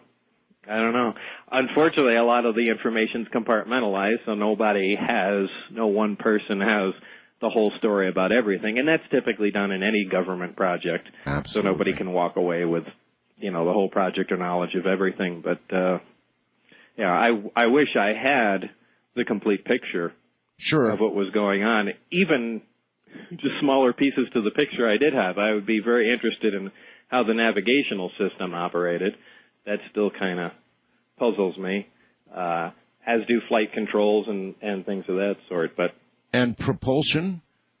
This element, what is it, 116? 115, yeah. 115. Element 115. Do you have any concept of how the propulsion system did what it did? I know how a jet plane moves from A to B and so forth and so on. I mean, how was this element 115 used to move the craft? What kind of propulsion system is it? It's a gravity propulsion system, something that's completely alien to us, if you don't mind me saying that. That's a good word. Yeah. Instead of an action-reaction system, I guess the analogy I always use is if you go put a bowling ball in the middle of your bed and 3 feet away from it, push your fist into the bed and push down really hard, the bowling ball rolls towards it. That's correct. And what happens in these craft, or in this particular one anyway, there were 3 gravity amplifiers in them. And what these are long tubes that are in the belly of the craft, and they're on kind of a universal pivot type joint, to make it simple. It's actually something more complicated than that, but what they can do is swing 2 of the emitters up at one time, focus on a point in front of the craft, and cause a local distortion, and essentially the craft moves forward towards it, just like the bowling ball would. So it's kind of it's falling into a path it's making for itself. Right. It's kind of constantly rolling downhill, so to speak. Yeah. Which is the opposite of how our vehicles travel. We always accelerate air, throw exhaust out the back, do something to propel something forward, and in the air anyway. And this essentially operates the opposite. Now, is it dependent on a local field of gravity? In other words, obviously these ships are designed to fly through interstellar space, and I wonder if they're using gravity in that manner, then how does local gravity, I wonder, affect them? In other words, the Earth has gravity, and when they're within our field, is it any different than when they're in interstellar space in terms of the way it operates? Yeah, completely. There's 2 different modes of travel. There's Delta and Omicron. Oh? And the Omicron configuration is when the craft uses one of the emitters to essentially hover on and causes that local distortion with the other 2 in front of it. Right. Causing it to move forward. This is something I've never heard before. Okay. Oh, the Delta configuration. In fact, let me take a step back for a second. That's how the craft is flown in an area of gravity. Now, when you want to leave a local area of gravity, say fly into space, what is done is you transition from Omicron to Delta. And in a lot of the UFO pictures you see occasionally, you'll see these UFOs at these ridiculous angles, at 45-degree angles hanging in the middle of the air. Sure. And the reason for that is that's the transition between the 2 different flight modes. Ah. As the craft lifts off the ground, it has to fly in a gravity-free environment in space with the belly forward. It doesn't fly like a flying saucer does in a science fiction movie. The emitters focus on one point, right? All 3 of them out in space, and that's how the thing travels. So you're kind of going from a conventional mode of flight, lifting up in the air, raising the belly, and then aiming that towards your target, and that's how you progress. Bob, knowing what you know about at least the propulsion system, what can you imagine that might go wrong and cause a craft to crash, as it allegedly did, for example, at Roswell? You know, I've wondered about that for a while, and I really can't see how one of these things could crash. But apparently it did. But I can't see where a failure is going to typically occur. I don't care if there's a lightning storm or what locally is going on, unless there was something that occurred within the craft. I don't think there's any external force that's going to act on it, certainly any natural force, and cause any problems, because if you're generating your own gravitational field, you're essentially immune to everything that's going on around you. If that field should fail for some reason? Well, yeah, that's why I say if some defect occurred inside, or if something was done unintentionally, as far as piloting the craft, that I could see happening. But I don't buy the story somebody comes cruising in from 30 light years away, runs into a thunderstorm, and crashes into the ground. Yeah, you bet. Are you convinced that Roswell was, in fact, a crash of an alien craft? No. Oh, really? Now, there's a surprise. Well, you used the word convinced. Well, I did. there's a lot of information that leads me to believe that, but, you know, I'm one of the most skeptical people when it comes to flying saucer stories. And I know that almost sounds hypocritical, but that's just the way it is. Becoming involved with, you know, one aspect of it kind of cemented that in my mind. But, you know, boy, there's lots of wacko stories out there, and I'm sure you've heard your share of them, maybe more than anybody. Perhaps I have. But you know, if this propulsion system, I mean, it could mean so much for the world. If we knew how to manipulate gravity in that way, that obviously would be a power source that could be harnessed and utilized in a world where we're running out of coal and oil and all the conventional stuff we've used. We really badly need another energy source. When you saw these saucers, it was how many years ago now? Well, it was in 88, 89. 88, 89. And now, 2003, we're starving for energy. We're probably going to have wars. We are having wars because of it, and there'll be more wars because of it. So why do you suppose, Bob, that all of this has been kept from the world? I don't know. There's also a tremendous weapon potential here. That too. You know, a tremendous weapon potential, maybe more so than energy, because as far as duplicating the power system, well, you need access to materials, elements, things of that sort that we simply don't have and cannot fabricate. And well, you know, they'd be making weapons. Well, yeah, of course. You know, if you can control, I think I said this on my last interview with you, you know, we have devices that can produce magnetic fields. We have devices that can produce artificial light. But, you know, the big gap is we don't have a machine that can make gravity. You know, there's nothing that does that. Well, that's a big gap in physics. Or we haven't made it public. And the question is, why is this technology still buried? I tell you what, we're at the bottom of the hour. Hold on, Bob. We'll come back and we'll jump right back into the same place. It's what Dr. Greer, who, by the way, will be here tomorrow night. A lot of other people want to know about why is all of this being kept secret. From the high desert, this is Coast to Coast AM.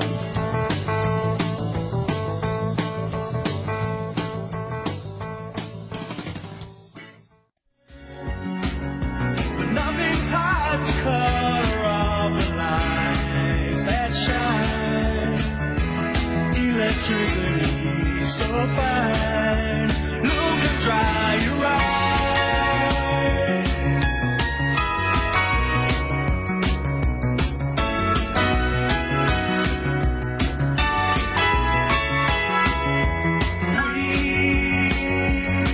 We're so tired of all the darkness in our lives,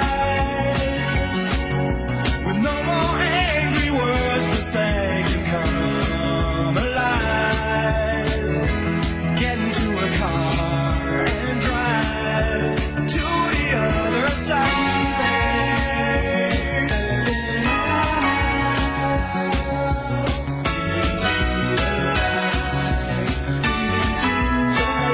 To talk with Art Bell, call the Wildcard line at area code 775-727-1295. The first-time caller line is area code 775-727-1222. To talk with Art Bell from east of the Rockies, call toll-free at 800-825-5033.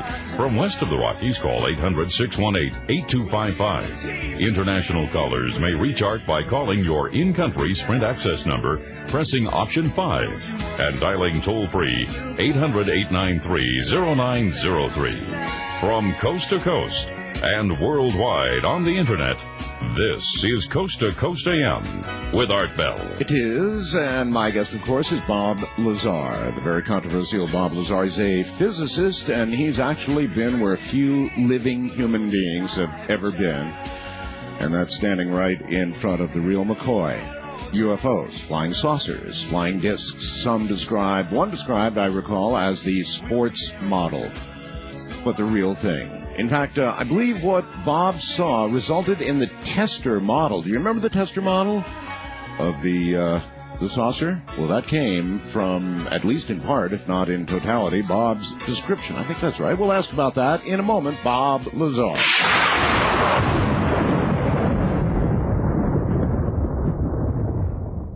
All right. The ability to create or manipulate gravity, some incredible thing to be sure. And, Bob, we were talking about the energy needs of the world, and then you brought up weapons, and you betcha. I mean, do you believe, for example, that they have, in fact, developed weapons using this technology and that we have them now in our arsenal? My own personal belief, absolutely. Absolutely, huh? Absolutely, because I saw evidence of that even when I worked there. Part of the briefing contained a couple hints about using gravity as a lens, or one of the gravity emitters as a lens to focus energy weapons. So, which, to take a step back, if you're particle beams and other energy-type weapons of that sort disperse quickly in an atmosphere, and it's kind of hard to keep a focused, intense beam on your target. But if you can manipulate gravity, you can really change the dynamics of that. So, what would such a weapon do? Well, what they're using a technology there essentially to focus something that's conventional. But if you could maintain the energy density, maintain essentially a tight focus spot right. of any high intensity energy, you could burn, penetrate, destroy different targets. But also, it's also a great defensive thing, because once you start talking about manipulating gravity, and you can create a gravitational field in any plane you wish, things that become possible are what we consider science fiction. Now, the popular shields in Star Trek become possible now. Well, how about the not quite so as fictional suggestions made by Ronald Reagan about Star Wars? Right. You got to wonder if some of what that man said at that time came from some knowledge he might have had about what was possible. It could certainly have had. I've heard several people talk about Reagan in that way, and I know he made several of those yes, he did. speeches with making reference to aliens invading the Earth. And, that's right. And whatnot. But, that's very possible. Certainly that would have been one of the early conclusions any military mind would have drawn, and that could have easily made it to the top to the president. Ronald Reagan was somebody who said what was on his mind, to the consternation of many around him. He'd just say what was on his mind, and to hell with the consequences. So one does have to wonder about that. But still, there it is. Maybe we've got the weapons. We didn't use them in Iraq. No, I think these are way too valuable to use in combat. These aren't things that have been produced. If we have any, we're using the parts from the craft and their prototypes, and I don't think anybody is risking putting these valuable things into battle. I think it's, unless we've developed another source for the materials, or have been able to duplicate them, in the past 10 years, I really don't see that we're going to be going anywhere with that. But who knows? Maybe by this time, research has continued and they've actually come up with something. One of the key things that John Lear did during our last interview was he said, "Hey, Art, I'm going to take you to a briefing, and you're going to get to say whether you think all of this, there should be total disclosure about everything the United States government has done since day one regarding this whole issue of extraterrestrials, what we've learned, what information we have, how we got it, what we've done with it, the terrible things government has done to protect the secrets and all the rest of it. I'm going to lay it all out for you, and you decide whether or not it should be all publicly disclosed." Everybody in ufology is screaming for disclosure. And so I'm wondering about you, Bob. If you had a litany of things laid in front of you that we had done, some of them pretty terrible, if you buy it, Would you say that there should be full disclosure, or is this something better kept from the American or the world public? Well, it's not better kept from the American people because, we're supposed to be the government. We hire these guys, elect them to their positions to take care of business. Yes, sir. So nothing is supposed to be kept from us. However, there are other countries. We do have an awful lot of people in the world that just hate us because we're alive. And, if you're concerned about weapons and the proliferation of things of that sort, you do need to keep certain things secret from the rest of the world. However, it's one of the things that I had said initially, go ahead and keep all that stuff secret, but just admit, hey, by the way, a long time ago, we ran into some of these things. This technology is real. There apparently is actual intelligent extraterrestrial life somewhere else. And, we have a few artifacts and, go ahead and release some stuff to the public. So, look here, here's a hinge made on another world. Just something generic. And, keep all the other stuff secret. But then I can also see the flip side of that. That's going to whet everybody's appetite, and there's going to be a furor over, disclosing the rest of the information. And if the government's been keeping that for secret for so long, what else have they been keeping secret? But well, yes. I don't see the government coming clean with any of this stuff. I mean, they're up to all kinds of no good. So, do you believe that there is a government behind the government, sort of pulling the strings, as it were? I don't know about that. I think ours is pretty screwed up as it is, so I don't think it needs anybody else pulling any strings. Yeah, you're right about that.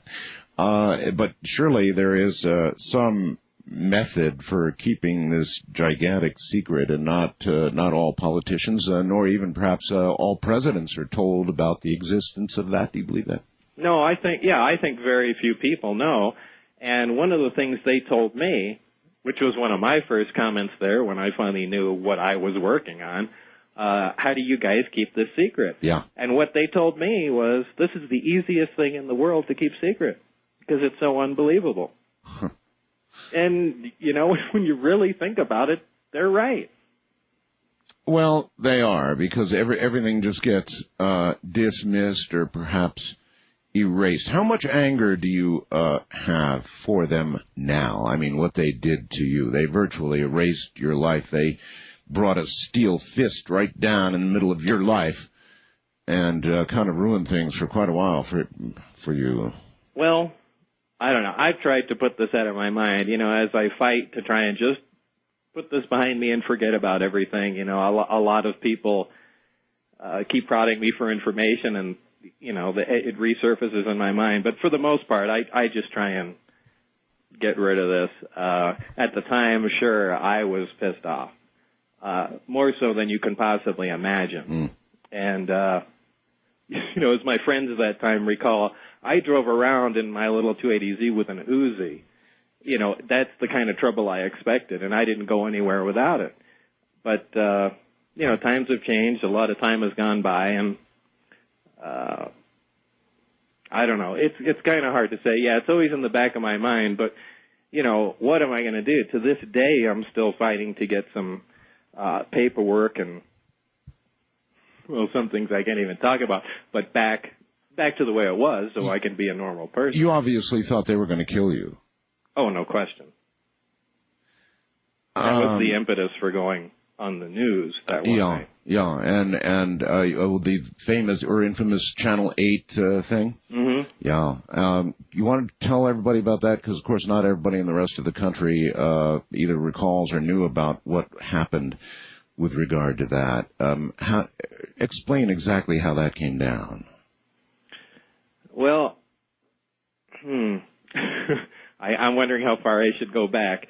Well, essentially, after I left the project, and it wasn't really voluntary, but I'm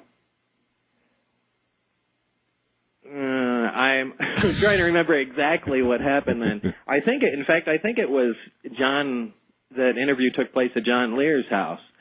It was George Knapp that talked you into it, wasn't it? Yeah, it was a combination of both. I think I had gone down to John Lear's house and really was afraid to go home at that time, and hid out there for a while. And John said, "Why don't you go talk to George Knapp, and maybe if the stuff's all over the news, they'll just leave you alone. It'd be your way of kind of pushing back." So, George Knapp, folks, is a reporter for Channel 8, the CBS affiliate in Las Vegas. And yeah, George, he was. I'm sorry for interrupting. No, that's all right. George is just a very heavy-duty investigative reporter for that station, and I guess he was sort of doing stories on John Lear at that time, and then somehow you got involved in this, and then, if I remember correctly, you were put on television in a shadow behind something, or I can't remember. Yeah, it was just a backlit shadow, so you couldn't recognize who I was, and the pseudonym I used was the name of my boss at the time, which was kind of a little smack in the face to say, "Hey, just back off and leave me alone." And apparently that caused quite a stir, and I got a call shortly after that, and needless to say, they were pretty upset with that move. Do you think John, well, I bet they were, do you think John wanted you to do it to, in essence, back him up at that point? Oh, I'm sure. At that time, I mean, you have to look at things at that time. First of all, I got into the project thinking I was going to be working on a new fighter, a propulsion system for a new fighter aircraft. Yes. And I was certainly not one of the people that believed in UFOs. These were people that were just, something to laugh at as far as I was concerned. So I already lost my train of thought. Well, let me put you back in that chair, and that night when the interview was done, what did you say to the audience that night? Well, that was essentially just admitting that there were 9 craft out there, that they were actively back engineering and, attempting to duplicate the power and propulsion system of the craft. And that's basically about all that was said. I mean, there were a few details about where it was. And that was enough. That's like taking a match and throwing it on gasoline. What was the reaction like after that? It was pretty widespread. Yeah, I bet. It went all over the place. I had seen because they interrupted. Well, I don't know if they interrupted it, but it was in the middle of the 5 o'clock news. Oh yeah, a live broadcast, and I've seen that exact broadcast repeated on Japanese television and in Germany. So it made the world fast. What was the nickname you used for that interview? Dennis. Dennis, yeah, that's right. They called you Dennis. It's a long time ago now. That must have taken great big ones to sit in that chair and say that on television. Yeah, Dennis Mariani was my supervisor at that time. I see. Okay, so after that story broke, you and John probably just sat back and watched the world explode around you. Well, kind of. Yeah, I mean, at that time, John Lear was out there himself saying that there were flying saucers at the test site and, all kinds of stuff that I thought was pretty silly. But as it turned out, he was right. I don't know what information source he had at that time, but he had been telling you and saying that. So I guess maybe that's the reason that you went to John as dragging him along, saying, "Hey, I got something to show you." Maybe you just sort of felt as though you owed it to him in some way, huh? Maybe. I actually can't remember the exact reason, but it was just the people around me at the time I felt obligated to at least give a peek to. Wasn't the tester company that makes models came out with a model of a UFO, of a flying saucer? Quite a unique scale model of a flying saucer. I have one of them. And how much of your input was used to create that model? Oh, 100%. 100%? Yeah. Yeah, John Andrews from Testers just sat down and said, "Hey, we want to make a model of this, and you want to help us or not?" And I said, "Yeah, okay, this is it." And they brought a couple guys in, and off the top of my head, I tried to remember some dimensions, and we did some initial drawings, and the craft just didn't look right. And he had a couple friends that were, I don't quite remember what they were skilled in, but in any case, they were able to get the correct dimensions by me recognizing the sizes of known objects at various distances. Sure. And they kind of, back engineered it from that, and were able to get the proper dimensions. And when the drawing was done, that did look correct. And I think I'm more comfortable with the final drawings and dimensions they came up with. And I think it came up to 52.8 feet in diameter or something like that. Well, when you look at the tester model today, do you look at that and say, yup, that's what I saw? Yeah, no question. That they hit the nail on the head with that. Really? Yeah. Yeah, that's exactly it. How long a process was that for you to accurately, finally, I guess it's like going to a police station and going to a sketch artist and have them finally come up with something that matches, the person you saw. If I remember, it took a while. It probably took a month on and off of going over drawing the layout over and over again, and having these guys look at it and then scale it up and see if things fit. But it did take quite a while. All right. Am I right or wrong? Do you own a missile silo in Roswell, New Mexico? Yeah, John Ferrat and I have a project going down there, and it's a decommissioned nuclear missile silo just outside of Roswell. And it's not like I wanted a place outside of Roswell. It just happened to be where it was. Roswell, yeah. But how does a person go about getting a missile silo in the first place? I mean, who do you approach? Well, I think they're actually on the internet. If you type in missile silo, there are a few left for sale, but they are pretty neat. It's I believe the main where the missile sits is 200 feet deep, and these places are quite a deal compared to what the government paid for them. I think they paid close to $13 million just for the concrete. Oh, I'll bet. To build these places, and it's literally bomb-proof. You can set a thermonuclear bomb on the door and set it off, and still be drinking beer inside for a while. But, why did you want a silo? Oh, it was cool. Just because it's cool. Yeah. Well, we also have some other plans for it, but that you can or can't talk about. Nah, I'm really not obligated. You really can't talk about it. Yeah, I see. So this is a full decommissioned nuclear missile silo. Yeah. In Roswell. Yeah. Just not something that the average person would have or want, and I wish I knew what you were going to do with it, but you can't talk about that at all, huh? Well, not really. I can tell you some of the things we're not doing with it. We had You're not launching missiles. Unfortunately, I couldn't find a reload kit for the place, but I would certainly have bought one if I could. I see. All right, hold that thought. We'll be right back. It's the top of the hour. My guest is Bob Lazar. He owns a missile silo in Roswell, New Mexico, and he'll tell us shortly things that. Well, I guess he's not going to tell us. He's going to tell us things you can't do with it, or he can't do with it, or maybe things that he will do with it. We'll see what we can pry out of him next. Well, now you step inside, but you don't see too many faces.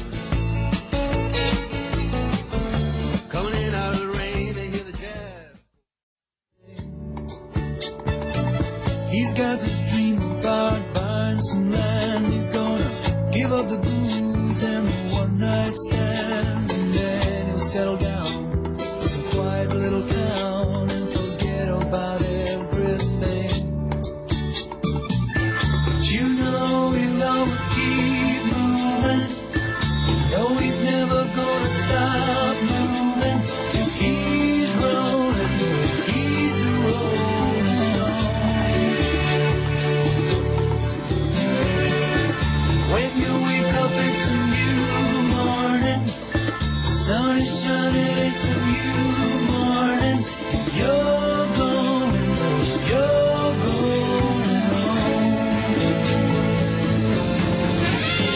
To talk with Art Bell, call the wildcard line at area code 775-727-1295. The first-time caller line is area code 775-727-1222. To talk with Art Bell from east of the Rockies, call toll-free at 800-825-5033. From west of the Rockies, call Art at 800-618-8255. International callers may reach Art Bell by calling your in-country Sprint access number, pressing option 5, and dialing toll-free 800-893-0903. From coast to coast and worldwide on the Internet, this is Coast to Coast AM with Art Bell.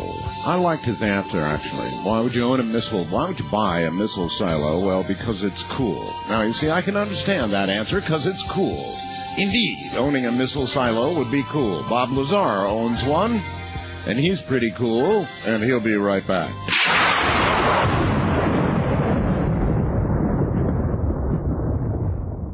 Once again, Bob Lazar. Bob, you said you could describe some things that, what, you can't do, or you might Well, do, one thing I do have to correct is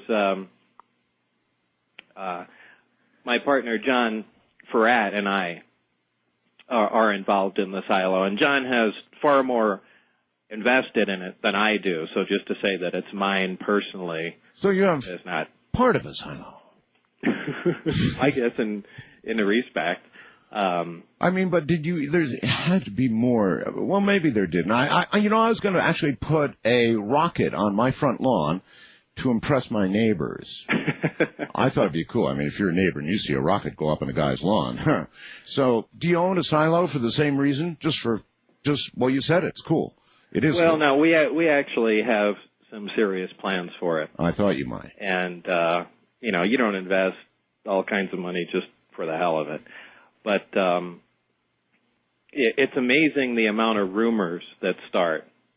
And generally, for some reason, when my name's involved somewhere, all kinds of ridiculous stories pop out of the woodwork. But I think even Channel 8 carried that story in Las Vegas. And in fact, when I was down at the silo, we got a call from the police in Roswell. Oh. And they sounded kind of embarrassed and said, we're going to have to come down and check out the facility there. And we asked why, and there was kind of a hesitation, and they said, I know this sounds crazy, but, we have people that actually have come down to the station and said that they believe you're holding alien hostages underground in the silo. Oh. Yeah, and, because they filed the report, they actually went down. They're obligated to go check things out, so they had to come down and verify that there's no aliens being held hostage in there. They actually did that? Yeah, they did that while I was there, and now, that's a story in itself. That got reported? I missed that one. Well, that was most recently, before I moved to New Mexico. What had happened was just a random guy drove out there and was planning on committing suicide. Now, of all the places in the world this guy could have gone to kill himself, he drove down the road to the silo, parked on top of it, and set his car on fire or something like that. Okay. Anyway, the thing burnt to the ground, and the guy was dead.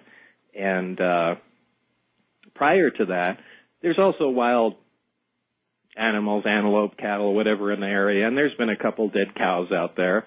So the connection between cattle mutilations and all this stuff started brewing in the minds of some people. So somehow it got around that I was developing a death ray in this underground facility, and that I had tested it on cattle, which is why they were dead.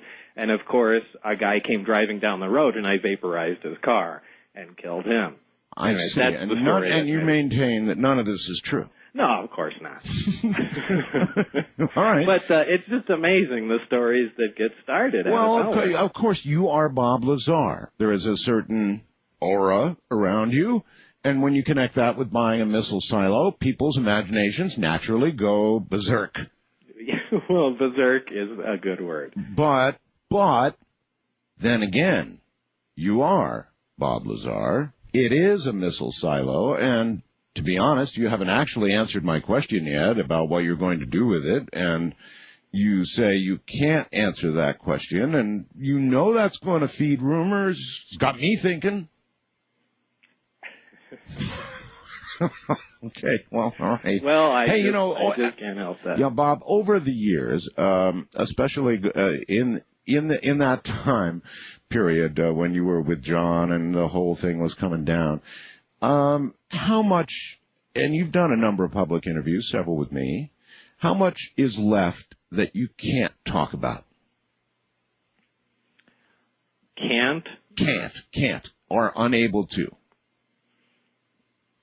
concerning the UFO The whole thing, yeah. information. Yeah. Not a whole lot. But some. There's just a couple little tidbits, and I think I've told you that before. There's a couple things that I need, and this isn't to burn anybody and hold information back, but it's in case somebody claims that they were involved with the project or work there. There are a couple things that only those people will know, and any time that anybody brings those up when questioned by me, I'll know. Right. So that's the only reason. There's just a few little bits and pieces of information here and there. All righty, then let's go down that road for a second. I mean, there are others like you, Bob, who worked out in and saw all of that. Obviously, there had to be quite a number over the years of people who became aware of that knowledge. Why are there not a lot more Bob Lazars out there? I don't know. Initially, I was not supposed to be the only one that came forward. But not supposed to be? No. You mean you had an agreement with someone? Well, Barry, the guy that I worked with there, was supposed to additionally come forward, but that apparently never happened. So I was left out there in the dark, twisting in the breeze. Mm-hmm. So Barry, I don't know what happened. So this Barry had promised you he would step forward with you. Well, kind of, and, I wonder if it's wise really to comment too much on that, because I don't know what Barry's situation is now. But we had talked about things. But if somebody were to come forward and claim they had seen what you saw, they also know it to be true because they worked there, you would have a couple of questions you'd be able to ask them that would verify the authenticity of it. Oh, sure. Instantaneously. Yeah. All right. Now, why did you move? I mean, you've been a very long time desert rat out here in the Las Vegas area nearby me, and, of course, the infamous Area 51S4 and all the rest. I mean, you lived here so long. Why'd you move? After a while, Las Vegas gets to you.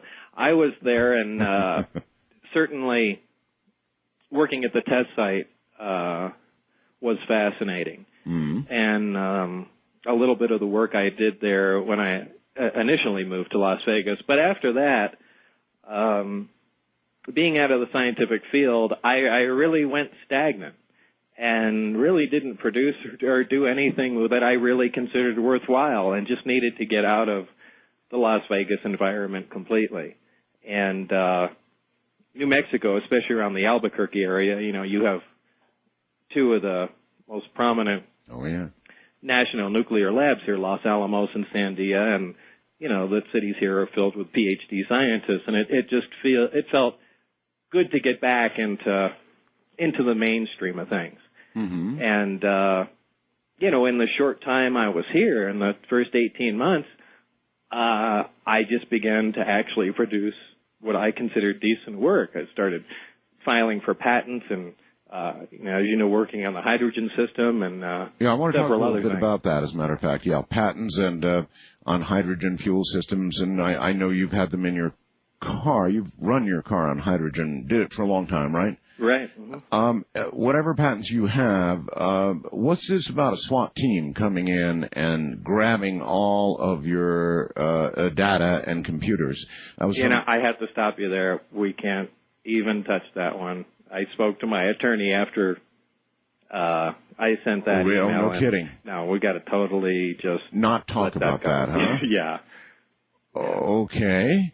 At any rate, now that you're back or you're in New Mexico, you feel like you're doing good work in your area once again. Yeah, and it's I guess it's just a different mindset. And also the immediate area that I live in. You know, moving up isolated in the mountains in the middle of a forest and, you know, on a lot of acres of land and is different than living right in the middle of Las Vegas and typically in town. So it's just it's a freer environment, and I'm building my own research lab here, and I don't know, it's a lot more fertile ground for thinking and actually doing something serious. Well, I do get the sense there is still an awful lot you can't talk about. You said a couple of things, but then we keep touching on several things that still there's aspects of it that you can't talk about. So I would say a lot of your life still is surrounded by having to keep secrets. Are you good at keeping secrets? No, I think it's been proven pretty well that I can't do that. But it drives me crazy because the thing I would love, I could spend 4 hours on the phone, more pissed off than you can imagine talking about this SWAT team thing, but my hands are tied right now. And maybe in the future I can say something about that. But no, attorneys are that way. I know when there's ongoing stuff. And they're right, of course. Ultimately, they're right. But it does kill you not to be able to talk about something. Yes, it does. Do you think that you're working on, without asking you specifically what you're working on, let's try it this way. Did any of your experience at S4M, with what you saw and what you learned technically, have application in any work that you're either doing now or contemplating? Yes. Oh, my. Yes. Now, I'm obligated to ask you about your project, what you envision, what you're doing, even in general terms. Can you tell me a little bit about what you're working on? Well, I'm overburdened with projects in progress. As you mentioned, the hydrogen fuel systems, that's actually something I've been working on since the late 70s. And that's finally come to fruition, and a lot of the materials needed long-term testing, and they've certainly had it now. That's probably the biggest. Okay, perhaps you can answer a hydrogen question for me. Now, hydrogen is being touted, even the President of the United States is touting it as the way to go. But there are others, Bob, who say, look, this is in a way all foolishness because, to create hydrogen in amounts that would be good for the public to use, energy cells, fuel cells, would require manufacturing, pollution, the use of energy. In other words, all you're really doing is finding a new storage facility and way to store energy that still has to be produced, frankly, in the old-fashioned way. No, not really. Well, then lay it on me. Not really how? Well, first of all, there's two trains of thought here. The automotive industry, the president and his advisors are all going down the fuel cell path. And for those that don't know, a fuel cell is a device that takes gaseous hydrogen and oxygen, combines them, and makes electricity.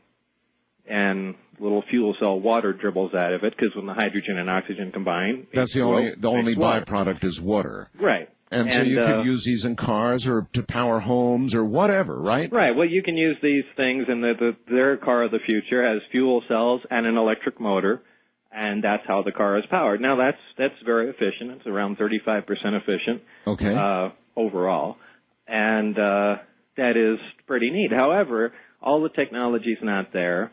The vehicles will be fantastically expensive. None really exist right now in production. And what about the billion cars that are on the road now? What, is everybody going to dish out $175,000 for a new car? And on top of that, they want to just replace gasoline pumps with hydrogen pumps and sell you the fuel again. All right. Let's get back to refuting this. In other words, no matter how it works, Bob, and it sounds like you're almost more on the negative than the positive side of this, but I mean, no matter how it works, aren't conventional fuels going to have to be used in copious amounts to produce these cylinders of hydrogen. No, I don't. How do you the system figure? that I came up with, first of all, converts a conventional car to burn hydrogen conventionally. And no fuel with cell. how much cost? Well, let me get to that in a second. All right. The actual conversion is not that difficult, not that terribly expensive. I have not used any energy producing any of the hydrogen that I make as far as power off the grid, fossil fuels, or whatnot. Hydrogen is easily electrolyzed by water. You know, if you need to prove it to yourself, take a 12-volt battery, put both wires in the water, add a pinch of salt, and you'll see bubbles coming off of one side. Well, some off the other, too. That's And that'd oxygen. be hydrogen. Right. Anyway, it's easily produced, and it can be produced with solar panels or a wind turbine. I use solar panels. That's where all my hydrogen comes from. I fill up the Corvette with it, and we drive 700 miles on it. And the car will also run on gasoline. All right. So All right. So that's perfected. I mean, it works, right? Right, and it's worked for years and years and years. All right. Let's say I buy a conventional automobile for, I don't know, 20, 30 grand, something like that. What would it cost to convert a car like that to hydrogen? Well, the big hang-up right now has been the actual storage medium. You don't want to store hydrogen as just a compressed gas because it's dangerous, it's flammable, and on top of that, you need thousands of times more space to hold the hydrogen than you would an equivalent amount of gasoline. Okay. So it just doesn't work. Right. You don't want to store it liquid because that's cryogenic. It's dangerous. It's just a big thermos bottle in your tank, and it's another big headache. The third way is the best way, and that's a metal hydride. And this is the granular material that absorbs hydrogen like a sponge absorbs water. Mm-hmm. And it only releases the hydrogen when it's heated, and when it's not being heated, I can fire incendiary bullets through the hydride tank, and it just smolders like a cigarette. So it's extremely safe. Wow. And this is the material that I store the hydrogen in the vehicles and for home use. Is this the subject of a patent? Yes. It is. Yeah. Now, there are various hydride materials, and some were actually very difficult to get a hold of because some of them, like lithium-6 deuteride, which is a hydride, actually, well, the material I use is a hydride, the only use for that material is in thermonuclear bombs, and it's restricted, obviously restricted for sale. Yeah. And the only reason some of these hydrides are manufactured was for the weapons industry, and they're done so in such small quantities, the cost was very high. For instance, to convert the Corvette just for the tanks of hydride, we were looking at $15,000 without the hydrogen conversion itself. So this is, you know, that's a pretty large price tag. Out of line right now. Right. But if this whole thing were perfected and you had access to the materials and it were done en masse, I'd like to get some idea of what it would cost to convert. Well, we've been working with the hydride manufacturers, and they promise a 70% reduction in cost in volume production. So does that make it viable? Very much so. I mean, wouldn't you pay between $4,500 and $6,000 to have your car converted? You'll have your hydrogen generator at home, so you can drive locally and even up to 700 miles away on hydrogen. And if you want, you can always put gas in the tank, and the car will switch over to gasoline when necessary. Okay, I've always wanted to know, would I need to do that? Would hydrogen give me the same equal amount of horsepower? Would I be happy with a hydrogen fuel? You get a little less, for instance, in a larger engine. In fact, that's the reason we converted the Corvette, was a lot of these alternate fuel cars, you see little Ford Escorts and these little tiny motors, and it leaves everybody wondering, well, can't you power something substantial? Mm-hmm. So we purposely did a large V8 engine. And, it still lights up the tires and, screams away. There's a little loss in horsepower, but in a large engine, you're not going to detect a 10% loss in horsepower.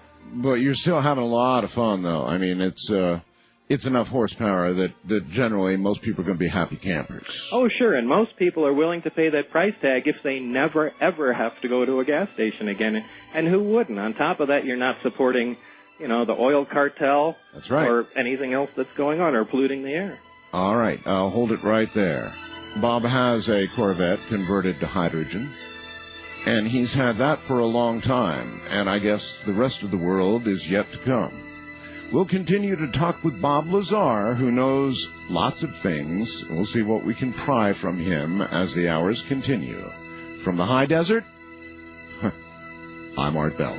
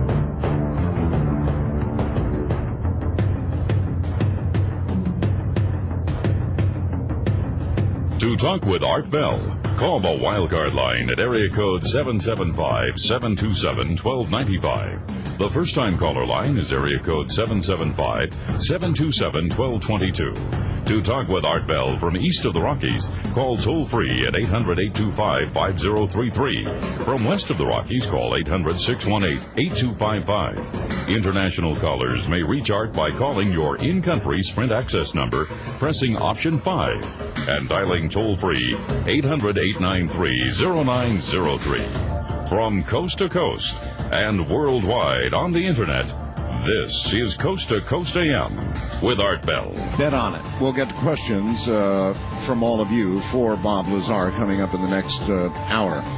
Listen, check out my webcam. By popular demand, I did put up a picture of the tester model. I'm holding the tester model for you in case you've never seen it. There it is. That's Bob's accurate recollection of what he saw at Area S4 that I'm holding in my hands. That's on my webcam. Top left-hand side of the coasttocoastam.com website. By the way, there may be, in fact, we know there are other Bob Lazars out there.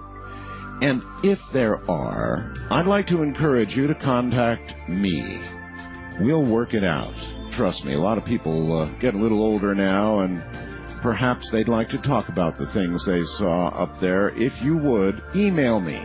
My email address is artbell@mindspring.com. That's artbell, A-R-T-B-E-L-L, at mindspring.com. So if you're another Bob Lazar out there and you figure the time is right for you and you want to tell your story, I'm your guy.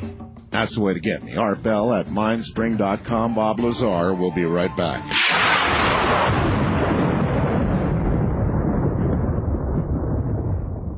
And by the way, it's probably going to screw up my little scenario pleading for some more Bob Lazars to come forward. But out of curiosity, Bob, tonight all across the world, people who have been involved up at Area 51, S4, have seen what you have seen. These people, they're probably listening, Bob.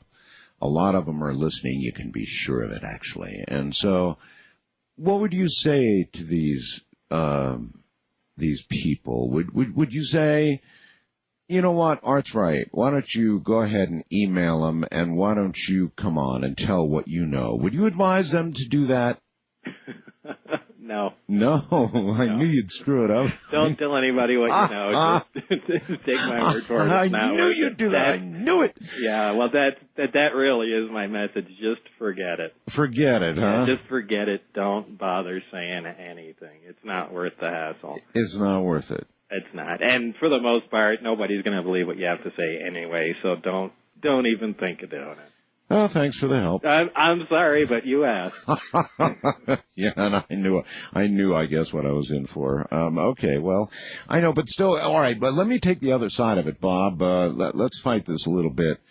There's a lot of people out there, like Stephen Greer, who I'll have on tomorrow night, and they really do make a compelling, damn strong case that, gosh, darn it all, if we've been visited by aliens, if they've really been here, if we have their craft, their technology, and even bodies, and this is such an incredibly large story, so important to the human race, that nobody has a right to keep anything like this secret, and it should be told, it should be out in the open, and if these Bob Lazars don't come in and talk to me and others, then how in the hell are we ever going to find out? Because you said it yourself, the government sure isn't going to tell us. Yeah, and I agree with that completely. Well, then how can you say that? Well, from personal experience. Yeah, in other words, that's how. You're not really a crusader at all, are you? No. You're not. No. I'm not involved in UFO research. I don't follow the stories. I don't do lectures. I don't. I know you don't. I don't do any of that stuff. I try and put it behind me. And a lot of people really, have the drive to get this stuff uncovered. But generally, those are the people that haven't been involved with anything. And sticking your neck out on the line really does change your life forever. And it's not a positive thing. People really get the wrong impression. They think that, this is a big boost in some way to you, and it's not by any stretch of the imagination. So why would I recommend somebody do that? Well, a lot of people, Bob, think that, when they have these reality TV shows and people line up for blocks and wait 2 days through the ice and the cold to get a chance to be have FaceTime on television. We do live in that kind of world, and so some people suspect your motive is that. But yeah, but I hate being on TV. I hate doing interviews, and I don't do lectures and all that. How could that possibly be my motivation? Yeah, that's right. Well, I believe me, I do understand. Do you have any knowledge? Diane up in Washington wants to know. I get a computer message every now and then, a lot of them actually. Do you have any knowledge? It's a good question. Of any agreement between any group of aliens and humans or the U.S. government, do you believe that to be true or know it to be true, that there is some understanding? I've heard rumors of that from various sources, but, I don't have any first-hand knowledge of an actual agreement that was cut between anybody. There's a lot of speculation, of course, about an agreement to allow some human beings, for example, to be abducted, for research in return for, let's say, technology. And John Lear alluded to all that and said that they, in essence, reneged on that aspect of what was supposed to be a deal. Of course, to make you'd never make that kind of thing public. If you had made a deal to shuffle off some of your citizens at random to guys who are going to do God knows what to them, chop them up, cut them up, whatever they do, you could never talk about that ever. I don't know. I find that kind of hard to believe. So then John has gone too far for you. Is that right? I'm sure he's listening. Yeah, I'm sure he's listening. Yeah, that John knows he's gone too far for me. John's convinced that there are people living on, or some sort of beings living on Venus and some other local planets. That's right. And that drives me crazy. Does it? It absolutely does. And a bunch of the things he says. Well, he's convinced there are artifacts on the moon, gigantic artifacts on the moon and Mars. And others have said that as well. Richard C. Hoagland and others have said there are things on the moon. In fact, you know what? There's speculation that the President of the United States, George Bush, is about to make a speech in which he's going to say the United States is going to go back to the moon. There's going to be a shuttle mission to go back to the moon. I heard that. Yeah. Yeah, I heard he's supposed to make some sort of announcement. And we would do it presumably with a shuttle, which is really, really interesting. How are you going to get the shuttle? Don't ask me. I have no idea, but that's what I'm hearing. And actually, I've heard Mr. Hoagland say it's possible. I mean, if they used in other words, once, I think Richard has said, or someone said, once you get into orbit, you're halfway to anywhere. Well, sure, but if you want to actually get on the moon, it's a different story. The orbiter wasn't designed to do that at all, and in fact, it needs to be replaced with something else. Yeah, it's getting pretty old. Yeah. Still, that's apparently what's going to be announced. I could turn out to be wrong, but I don't know of any other spacecraft that we have in current production that would get us to the moon. Do you? No, but we do still have a Saturn V sitting there. Saturn V could do it. Well, it was designed to do it with the lunar module and everything. It's sitting there in Florida. Dust the thing off and launch it because they stopped the program right. You think it'd be all right? Not like old ammunition? I mean, it's pretty old now. Well, for the most part, it's metal and components. Just sit there with something that works. Don't do what the United States typically does and reinvent the wheel constantly. That got us to the moon many times. It worked. Just update it with some modern materials, electronics, and components, and use it since it's there. And stop spending huge amounts of money doing nothing. What can you imagine our motivation would be for going back to the moon? I mean, we did go, most people believe, actually I don't think we even went, but I believe we went, and we got rocks, and we didn't get very many surprises, and so what could we do on the moon today that we didn't do then? That always seemed more sensible to me to make a small moon base as opposed to a space station. Oh, really? Why? Well, for various reasons. First of all, the space station is limited in what it can do. I know a moon base is much more difficult to get to. It doesn't have to be large, but you can at least try and test out some technology on trying to manufacture fuel, do some small refining, see what you can get from the surrounding environment. There have been reports, I think was it the Cassini? Some radar mapping craft over the past 4 or 5 years detected that there were supposedly large frozen areas of water. That's correct, on the moon. Right. However, they just went over that data again and had another arbiter and now are refuting some of that. So, if you've got water, you've got energy, and you've got the possibility for all kinds of stuff. But so we're back to a foggy area. There may not be enough water there to manufacture fuel, which would be a necessity. Right. So that would make it uninhabitable if they're completely reversing themselves now. It's kind of strange to me. A lot of people believe, Bob, that there are things on the moon, large glass structures, incredible things that were hidden from the world when we went to the moon and have been hidden ever since. And that's the reason they say we haven't gone back. I believe John is one of the people who believes that. Yeah, he is. I'm not one of the people that believes that. You are not? No, absolutely not. Then why go back, Bob? Exploration. Why go to the top of the mountain? It's a completely different world now than it was in the 60s. There's a lot more technology, so there's a lot more we can investigate there. And the original reason to go to the moon was never to research the moon. Aside from beating the Russians there, the original intention was only to see the feasibility, or to investigate the feasibility of making a small base there and launching a Mars mission from the moon. This was all about going to Mars. The moon was only supposed to be because it would be easier to get there from the moon, less gravity, so on and so forth. Sure. And that was just to be looked upon as a potential launching site for a Mars mission. So the interest was never in the moon. I mean, we pretty much knew it was just a rock up there anyway. The interest has always been in Mars, but Mars isn't that easy to get to.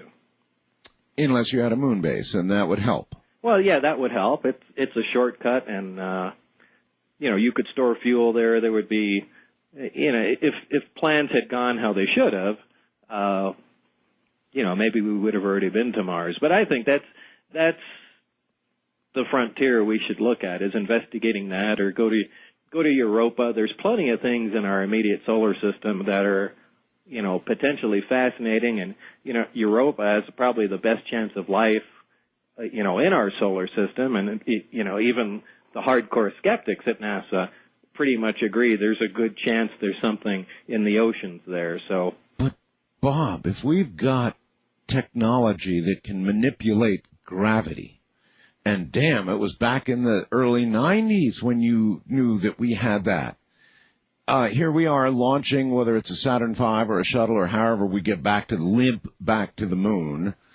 And for what reason, I'm not sure about, but whatever.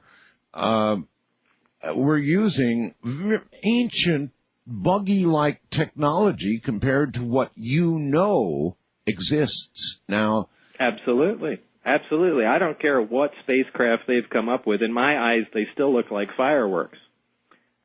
And they've proven themselves to be that on occasion. Yes. But it's archaic technology, and we do have something that operates differently. However, it has limited fuel, a limited lifespan, and we don't want to lose it. So as far as I knew at the time, we couldn't even come close to duplicating even the most basic parts of the device. So what are you left with? You're left with your own archaic method of transportation to other planets, and you can only investigate what's going on around you. So then, Bob, we have been unable to decipher the manner in which, or duplicate the manner in which gravity is manipulated by the devices on the craft that you saw. Obviously, we've failed, or what? In other words, otherwise we'd be using this technology, so we failed? Well, quite possibly. Now, again, I hesitate because I'm talking about my knowledge from the early 90s and late 80s. I don't know what's happened up till today. But as far as I knew back then, yeah, we failed. That's the bottom line. We're not going to be duplicating that. Do you think these craft, when tested, were taken outside the Earth's atmosphere? No. You do not? No, I know that for a fact. For a fact? Yeah. I don't, well. Well? Why? No, go ahead. Just whisper it in my ear. Yeah, I pretty much know that for a fact.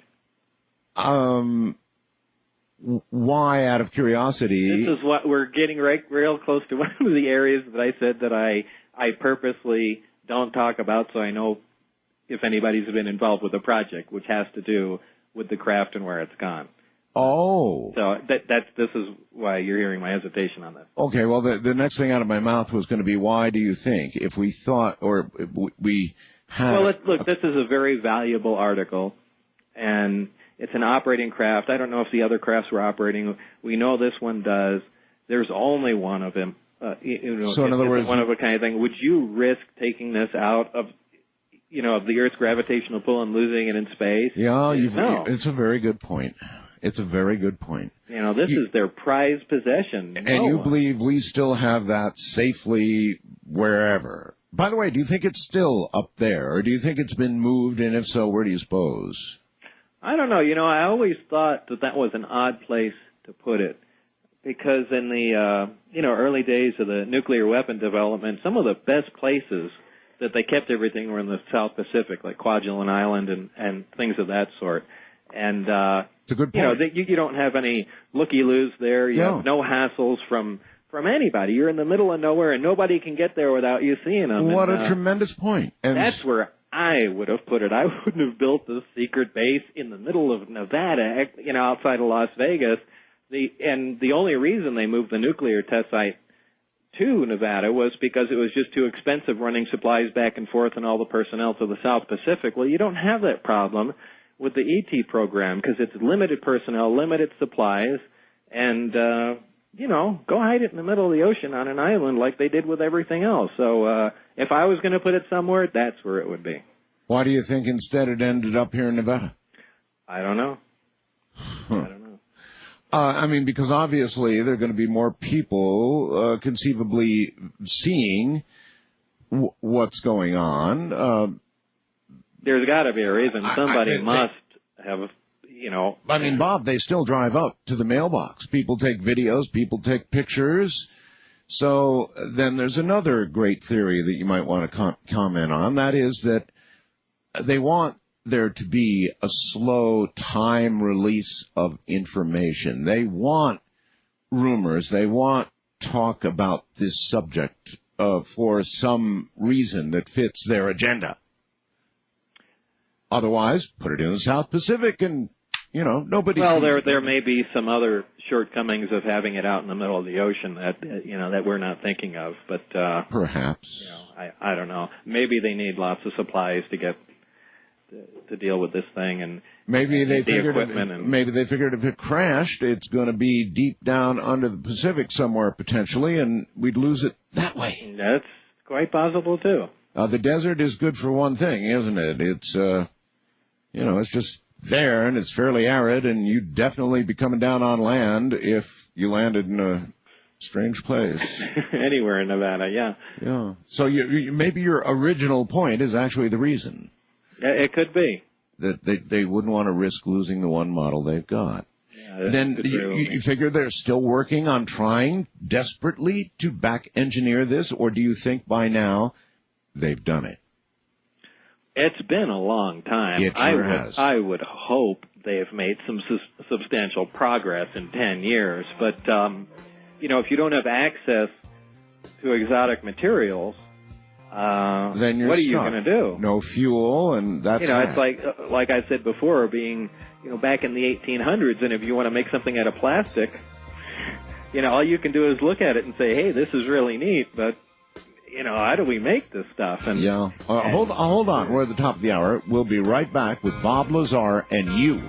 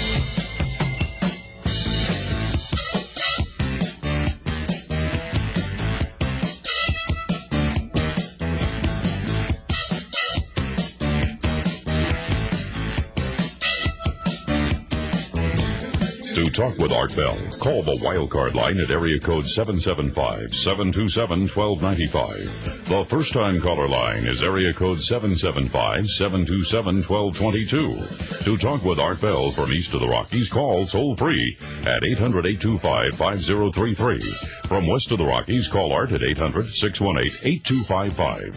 International callers may reach Art Bell by calling your in-country Sprint access number, pressing option 5. And dialing toll-free 800-893-0903. From coast to coast and worldwide on the Internet, this is Coast to Coast AM with Art Bell. We love you, baby. And because we do, we're going to let you talk with Bob Lazar in a moment. If you'll stay right where you are, the forum, the questions are directly ahead.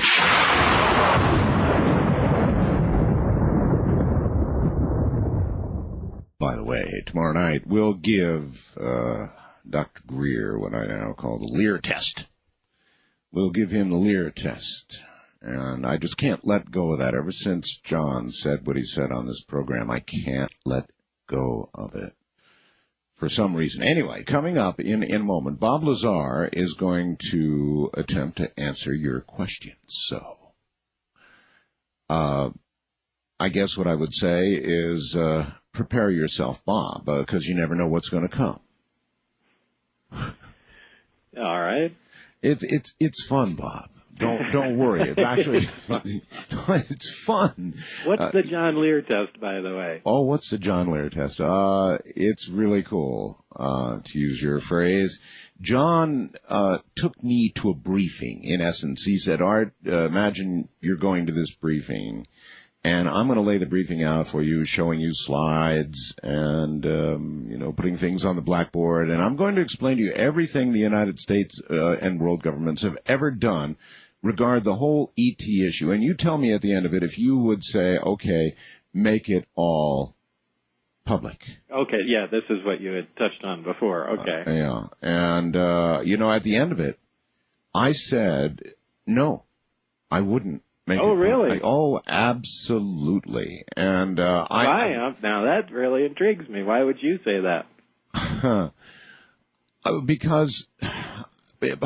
Because some of the things that John said are so far beyond the pale that the religious implications, the social implications, the fact that I do believe people would go berserk, completely berserk. It would take down our government. It would disturb the world. It would disturb the force. It would be... You really think people really wouldn't be able to handle this? Well, you've got to remember now that the test was given from the John Lear perspective. And remember that John believes a lot of things to be true that you don't, right? Yes, I am quite aware. And so to take the John Lear test, you've got to take what he says as gospel. In other words, here's what some of the terrible things we've done, really terrible things. Would you make it public? And if you had to assume that everything he said there is correct, I guarantee you, I'll bet you'd come up with the same answer.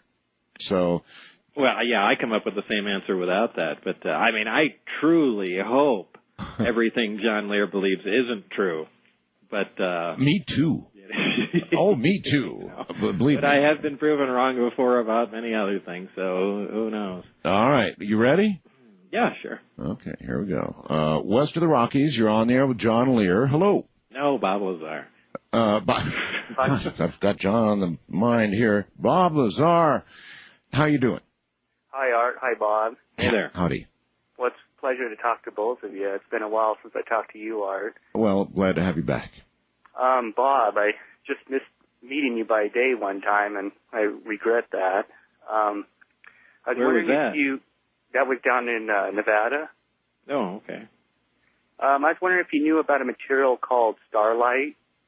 It was supposedly created by a couple of scientists, but I've always had suspicions it was, alien technology. Starlight, what is this material, sir?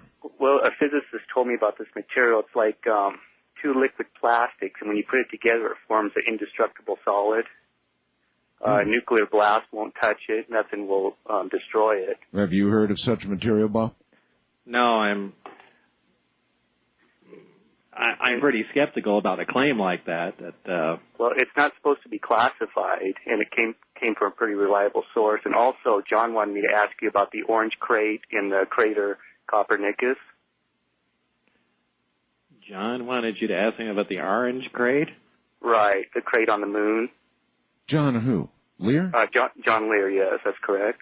Oh, okay, I know what you're talking about. He showed me a picture one time, and there was a perfectly square object on a moon picture, and said, "Well, what's this orange crate doing there?" And we were arguing about, some of the images from the moon and these grainy little things with a couple dots, and John was claiming, "Well, that's just the reflection from a giant, glass dome over so and so." And but anyway, he did have some pictures that I couldn't explain, but. Well, Bob, and some of what John says is pretty wild. I mean, there's no doubt about it. But on one hand, Bob, you're somebody who's actually seen alien craft. Most of us haven't.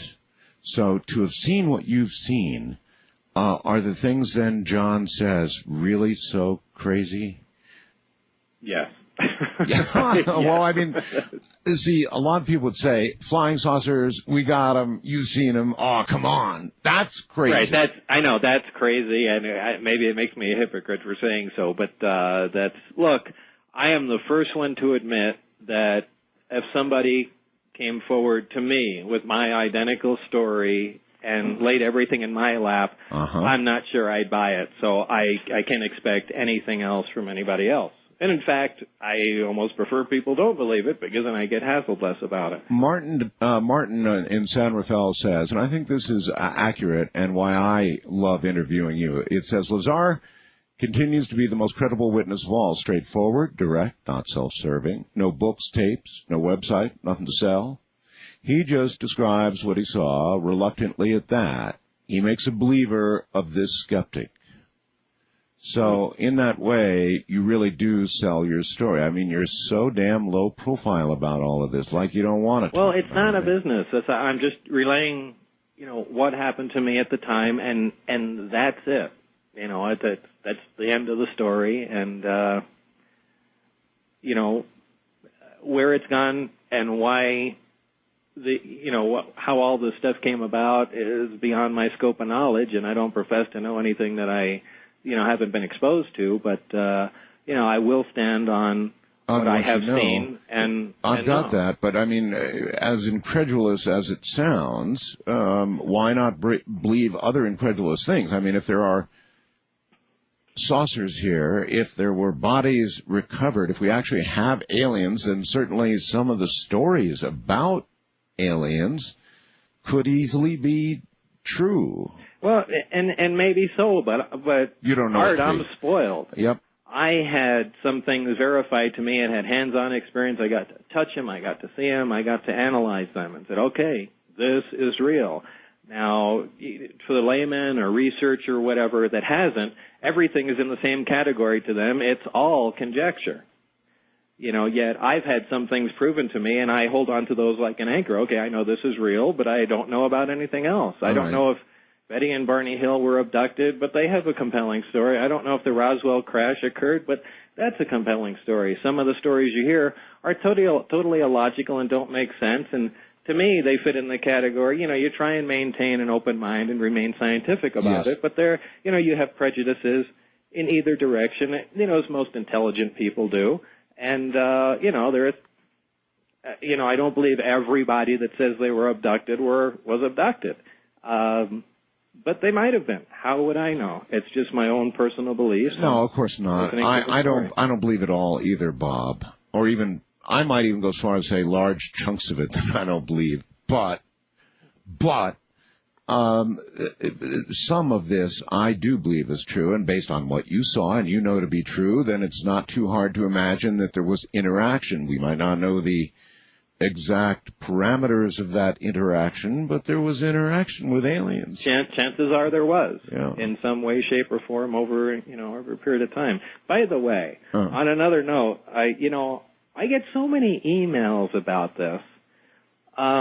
Apparently in some other show, and I just got 3 more recently. Yeah. Some other show, you spoke to somebody, a female, that said, they claimed that I took her out to Area 51 and showed her around. That's right. Does this ring a bell to you? Oh, absolutely. I remember that. Yeah. This is the most ridiculous story I've ever heard. So that didn't happen either, huh? As if they allow visitors to top-secret security installations. That's absurd. Who would even claim something like that? In either case, that's, it's just another one of those knuckleheads that just likes to hear themselves talk for some reason. Okay. As a matter of fact, I had an email from this person just yesterday, Bob. Really? Yes, she imagines quite a relationship with you. Oh, really? Oh, yes. Ah. Not true, though. No. First time caller line, you're on the air with Bob Lazar. Yo-ho. Okay, I'm calling because I'm a physics student in all right, speak up good and loud. Oh, okay. That's better. I'm calling about the gravitational amplifier system. I'm interested in this because I'm a physics student, and I was thinking that kind of at the forefront of physics research now is kind of a push to detect gravitational waves, and which is a tough thing to do, and probably ultimately discover the gravitational particle, the graviton. And I was thinking about this 3-pole system that you described as very directional, and maybe maybe a gravitational current is involved. I was wondering if that maybe hints at why we can't figure out what is going on there. Do you have any thoughts on that? Well, this is more of the research I wanted to conduct while I wanted to get down to the hardcore research in gravity and how the energy propagates by itself. And by the way, I don't believe there are gravitons. I don't believe there's particles involved. I don't believe it's even a wave-particle duality, like light photons are. I think this is, well, it appears to be more of a wave effect. And exactly how it propagates is, at least I don't personally understand that. It almost seemed to propagate as microwaves did, since any time inside the craft, the gravity, the basic gravity wave was routed anywhere from the reactor to the amplifiers. It always traveled inside tuned pipes. So, again, that implies at a specific frequency you should have some sort of gravitational effect if it's just a basic, carrier wave of some sort. But that doesn't appear to be true. So it's something more than that. Well, we know, don't we, that microwave can be carried in like oblong tubes, right? Waveguide. Right, exactly, waveguides. And So that's what connected the reactor to the skin of the craft and ultimately to the. So then, whatever the nature of this wave is, you could imagine it like microwave because it was carried, according to your physical description, kind of the same way. Right, but if it's just a basic wave, you could just set up a high-frequency oscillator, and then as you slowly increase the frequency, you get different effects. You get microwave, and it's all part of the electromagnetic spectrum, and you get X-rays and whatever. You should just run into gravity at some point, but you don't. So there's something else there. But they were so concerned about the actual application of it, they weren't really concerned about the research into the basics of it, which. Probably if it would have been done that way when I was there, I think it would have given us a clue, at least a better clue, of how to use it and how to duplicate it. But again, you think, Bob, don't you, that they're now still, if they haven't done it, they're certainly pursuing it. You wouldn't give up on something like that, would you? Are you kidding? Not a chance. Not a chance. I'm sure just tremendous amounts of money are being funneled into this, and so then I'm sure they continue to handpick specific people that they can think anyway are going to keep their mouths closed and be involved with it. But there was a frustration even when I got there. By the way, I wonder what happened to the person that picked you. It's a good question. Hey, caller, anything else? Yeah, actually, I was wondering if Bob hasn't. I'm sorry, Mr. Lazar. I shouldn't. That's Bob is fine. Mr. Lazar is my dad. I was wondering if you had any thoughts as to the propagation speed of the wave. We know light travels at a certain speed, right? Or at least we assume it's a constant speed. Do you think that gravity is different? Yeah. Good question. Yeah, excellent question. Because from all indications, the propagation is instantaneously, and I know that it upsets everything. But remember, gravity in itself distorts time and space, and every way we attempted to measure the propagation from the reactor base to the emitters themselves, there was no delay at all. And so, I believe that I don't know if the wave is actually propagating instantly, or the fact that it's a gravitational wave is distorting the time-space around it and making it appear as it's an instantaneous propagation. But those are the results that we got. Bob, you said you actually measured no delay at all. How carefully was that measured? I mean, no delay at all is quite a statement to make. You could measure the speed. Right. So there was no delay at all, and we again envisioned other potential uses. Here's look at communication to Mars is still a flat 20 minutes between our little robot orbiters and things of that sort. Here you have the potential, if in fact there is instantaneous propagation of gravitational waves, here's a fantastic communication device where there's no delay, where you can talk in real time at great distances. So obviously there's just tremendous implications of this technology. Even time travel. It's possible. Gravity distorts time, and if the speed of gravity, which is not defined, is faster than light, then you certainly have time travel based on that alone.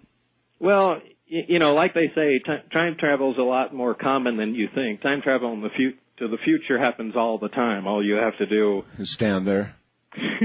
is stand on a high mountain, go into a spacecraft, travel fast. You do slip nanoseconds into the future. Time travel backwards is debatable whether or not that's even possible. Well, we're off on a tangent. Caller, any final thing? I guess there's one other thing. You notice you mentioned an element 115. I'm assuming that's atomic mass number, and I think that goes further than the periodic table. Is that true? Right, that's correct. So maybe that kind of insinuates that you're dealing with a higher amplitude gravity waves, and just, I guess, more to start off with if you're going to amplify it. I mean, well, yeah, there's something unique about that element.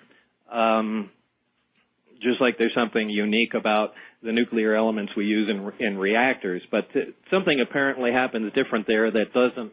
And I know there were previous attempts to duplicate what was going on with other materials, other nuclear materials, and there was no success in that. So there is something very unique about the fuel, and specifically what it is. On an atomic scale, we were only just beginning to look into that. So, Bob, I heard some rumors about some scientists speculating about, or perhaps lab work going on, something surrounding element 115. It's just, between when you told your story and now, sometime or another, I remember hearing about some legit science dabbling with the concept of 115 or something. I can't remember. Yeah, I believe it was the Lab for Heavy Ion Research in Darmstadt, Germany, and at the time they were on the cutting edge of coming up with new elements, and they were shooting for producing element 115 at one point, and they were using a new technique. Instead of bombarding something with neutrons, they were just slamming nuclei together, and somehow it was fusing into heavier elements. But I don't think they reached it. And in fact, I don't know if it was the same lab, but somebody found out that there was false data. I mean, the last heavy element that was claimed, that might have been 113. Or what do we think? What do we think the properties of this element would be generally? Well, that's hard to predict. I mean, we certainly observed some unique properties of it. It's incredibly heavy and incredibly dense. Aside from that, the way the reactor worked in the craft was like a small accelerator, and it constantly bombarded the 115, which transmuted and immediately decayed, and that's when it produced its gravitational pulses. And as a byproduct, it produced a tremendous amount of heat. And inside this one... Listen. Okay. All right, we're at the bottom of the hour. Hold on. This is really good stuff. Bob Lazar is my guest. But, yeah, John Lear is on my mind. The test tomorrow night for Dr. Greer.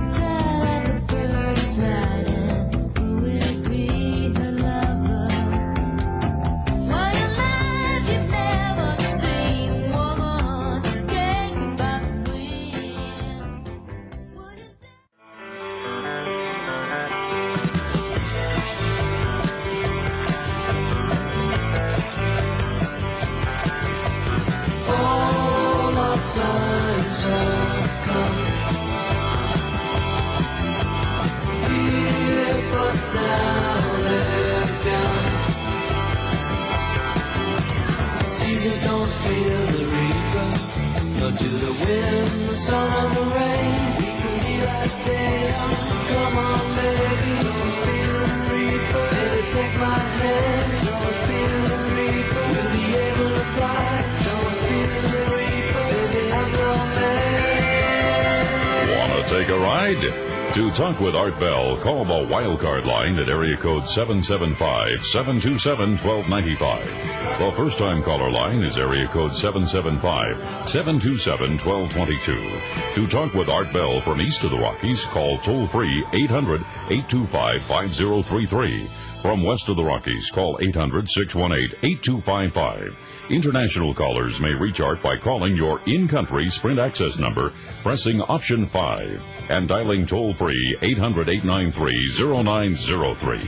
From coast to coast and worldwide on the Internet, this is Coast to Coast AM with Art Bell. Well, for sure, fascinating stuff. Bob Lazar, man who's had hands-on with alien craft, hands-on with alien propulsion, Element 115. That's another story that he can't quite totally talk about, nor will John Lear. In a moment, we continue with Bob. Stay right where you are.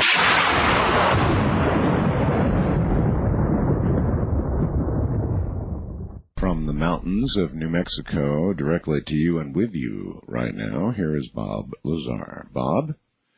Yes. You ready for more? Sure. Yeah, these are pretty good. And you were in the middle of, I don't want to miss out on anything else you'd like to say about the propulsion system and how Element 115 was acting in the process. You know, I was on a roll at the minute, and now I can't quite Well, you remember you what said I it was on. it was hitting Element 115. Oh, how the reactor operated. I guess I drifted onto that, and Yes. how the 115 itself was bombarded, released in some way, shape, or form, releases a pulse of a gravitational wave, and kind of as a byproduct, releases a tremendous amount of heat, and that heat is converted to electricity, which runs the craft. However, there's no wiring or any conventional connectors or controls or anything of that sort on the craft. But all incredibly fascinating, and, you know, to a scientist, it's a dream come true. So, yeah, sure, in some respects, I regret the way things turned out, but I don't know, maybe eventually we'll all find out what's going on. Yeah, I wonder. I really wonder, as the world grows short of oil and the wars are raging because of it, and we prepare to go back to the moon, maybe in the shuttle of all things.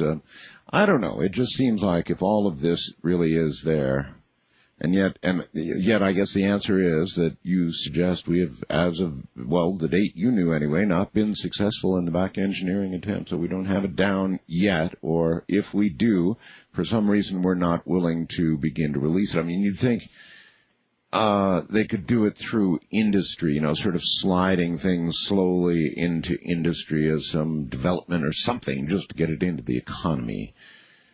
Possibly. And maybe that's already been done. But every time somebody points at something, you know, there is also conventional explanations for it. We really haven't seen anything, you know, incredibly amazing pop up. We see improvements over products here and there, and you know, a couple things, but there really hasn't been any quantum leaps, you know, in recent times. Well, you may recall, if you ever heard Colonel Corso's story before he passed on, that he suggested that's exactly how a number of things made it from the Roswell crash to modern industry. It's pretty interesting stuff. Wildcard line, you're on the air with Bob Lazar. Hello. Hello. Yes, hi. Okay. Hi, Art. Hi, Bob. How are you? Hey there. Speak up good and loud, sir. Okay. This is Alan from Colorado, and I have 3 questions, so I hope you can bear with me. All right. My first question is if Aldrich Ames of the CIA can go to jail for so many years because he revealed government secrets, how is it that Bob, was able to pull this off? And then my second question... Okay, well, let's do them one at a time. Okay. Bob, pretty good question. If you'd been revealing secrets of the magnitude that we've been talking about tonight, well, of course, I can answer. Well, what would you jail me for? You know, when somebody gives away, you know, secrets, satellite secrets or other technology secrets, and, you know, that information has to be brought out. So, okay, you're going to take me to court and say, okay, you release the information. What did he release? Oh, well, secret stuff. Well, what? You know, you're not going to trick them into admitting what they're trying to keep secret. Yeah, and something of this magnitude, exactly so. So I guess I would answer that caller. I mean, after all, if they charged him with something, they would simply underscore everything he said. Next question. Okay, the next question is, are there not simpler ways to create gravitational propulsion effects, like with scalar waves, possibly? I mean, we're talking element 115. This whole procedure seems so exotic and so advanced. Can we not work with what we have now? There have not been gravitational waves produced in any other method, and there are claims as such all over the place, and people say you can do it with these Mercury engines. I've heard scalar waves. I've seen, all of that data. The bottom line is it's not real. Next. Okay, last question. T. Townsend Brown, John Searle, Victor Schauberger with his vortex technology, John Keel, Otis T. Carr, all these researchers, which this relates to the second question, and I think I know how you're going to answer it. How do you feel about what they've so-called contributed to gravitational propulsion technology? Contributed where? Where is it? Show me one. Bring it down here. I'll even fly and see it. Every time I've wasted my time on that, looking at everybody that's claimed any of that stuff, it's never panned out. It's like perpetual motion. The same. Yeah, there's plenty of claims, and Sure. people want, are looking for funding to research this or do that, and for the most part, there is no device of any sort that can create a gravitational wave now. And go ahead and prove me wrong. Other than what was at S4. Damn, you are such a reasonable person. No, but that's a fact. Please prove me wrong. Well, I'll hey, listen, come and check out what you're going to claim. With you all the way, but you see that's what makes your other claims so damn legit in my mind. Just like that person who fast blasted me. Jeez, Louise, in every other way, you're so. Now that I'm not belittling these people that are doing this work. T. Thompson Brown. Many others were brilliant people doing work, and yes. I think a lot of the things they observed have other explanations. Yes. And, just because something lifts off the ground does not make it gravity propulsion. But gravity propulsion, I define as something that's acting directly against gravity, and I don't mean being lifted by electrostatic forces, something like that, something that's actually counteracting. Your skepticism everywhere else just is so strange in light of what you say to the rest of us. Look, I barely believe my own story. It happened to me. That's how big of a skeptic I am. East of the Rockies, you're on the air with Bob Lazar. Hello, Bob. Hi there. It's nice speaking to both of you. And to you, sir, where are you, out of I'm curiosity? from Pasadena. My name's Sandy. Okay. Yes, for over 20 years I've been within the research of exobiology. I don't want to mention any names, but my ex-father-in-law, who was with the CIA at Groom Lake before he died of Agent Orange, he asked me if there's anything I would like to know about Area 51. And I said, yes. Is the government cover-ups of UFOs and ETs true? He said yes, because he stood guard several feet away within one of the hangar bays, guarding ETs from the UFO that was being brought from one place to another. But this person your dad is passed on. Yes, he passed away. See, he was all fed up with the government for what they were doing to him because he spent so much time in the service and all that, with them that they wouldn't do any more for him. And so he just said to heck with it. Yeah, they have a pretty bad record of taking care of their own people. Right. But, you find a lot of people as they come close to the end of their lives. Look what happened with the JFK thing. Just if enough time goes by, people become more comfortable releasing what they know. Yeah, well, that's why I said there've got to be other Bob Lazars out there, and there surely are. So you take the very moral position that you would rather see them not come back for their own sakes than come back and verify your story. Oh, absolutely. If you're listening, don't listen to Art. Don't say anything. West of the Rockies, you're on the air with Bob Lazar. Hello. Hello, this is Bob in Beaverton listening to KEX. Yes, sir. I want to know, Bob, have you ever heard of the work of Jerry Gallimore, who under certain conditions could see gravity? No, never heard that before. Okay, the way he did it was doing the old high school science class project, just lay a bar magnet on a table and put the paper on it and sprinkle the iron filings on it, so you can see the magnetic lines of force. Okay. But Jerry was a Native American and something of a shaman, and around the center point of that magnet, he could see a halo of energy that was gravity. Okay, and here is where Why does he think it was gravity? The metaphysical meets science. Well, regardless, he thought that. So, do you ever wonder about that at all, Bob? I mean, the entire metaphysical world, maybe it's all hooey, and maybe it's another one where you can say, prove it to me first, but boy, I'll tell you, there's some good stories out there. I hear them all the time about things that we simply really don't understand regarding the afterlife. And I'm sure that is true. You know, to be so bold to say that, boy, we have science handled and we pretty much know what's going on and everything's cut and dry, and you know that is so far from the truth. We aren't even at the tip of the iceberg as far as knowledge about everything around us, and talk about the metaphysical stuff. We really have no idea what's going on, and a lot of these things that people think are silly, and things that I may laugh at may actually turn out to be true. So there's going to be a place. It's important to keep an open mind. There's going to be a place, Bob, where the metaphysical or something in the metaphysical square on meets science, and science suddenly will say, oh my God, there is another side, or oh my God, we really now suddenly have proof to some degree of a soul, some way to prove something in the metaphysical. Who knows what it might turn out to be, but somewhere science and metaphysical will suddenly meet. I predict it. First time caller line, you're on the air with Bob Lazar. Hello. Hi, this is Ken in Salt Lake, hey. And I'm just loving your program. You guys are both wonderful. Thank you. I have an observation and a question. The observation is in Encarta, in Microsoft Encarta, in the encyclopedia, there's a reference about element 115.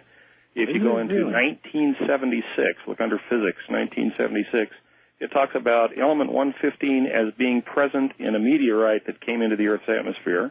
Oh, really? And also the heavier elements. Wait a minute, sir. Wait. Where was this again? In Encarta. Which is I guess that's the encyclopedia that you get for your computer from Microsoft. Really? And in Microsoft Encarta, and you go to 1976, where under and physics. They're talking about a meteor that had element 115. 115, and they were able to measure it and deduce that it had element 115 in it. And also, the other reference is for 116 through about 124. At the end of the article, it says they were measured in mica schist that was in Africa. Wow. So in mica schist, which is, I guess, a rock formation, there's trace when they bombard it with a Van de Graaff generator at high energy, gives off a pattern of atomic, some signature that shows that those elements were there. The logic is there. They talk about it. Wow, that's really interesting. Yes. This isn't Encarta. We're not talking about something that's on the internet. Yeah, we're talking about Encarta that you'd buy for your computer, which is a encyclopedia from Microsoft. It comes from Microsoft, right? Yeah, Okay, it's a Microsoft software program. And what did you look up to find this? Under physics, 1976. All right, great. And at the bottom of the article, it's in there, the reference. Okay, the only question I have All here right, is... stop for a second. Out there, if somebody would be so kind as do the research, email it to me. I'll have it by tomorrow night. Continue, sir.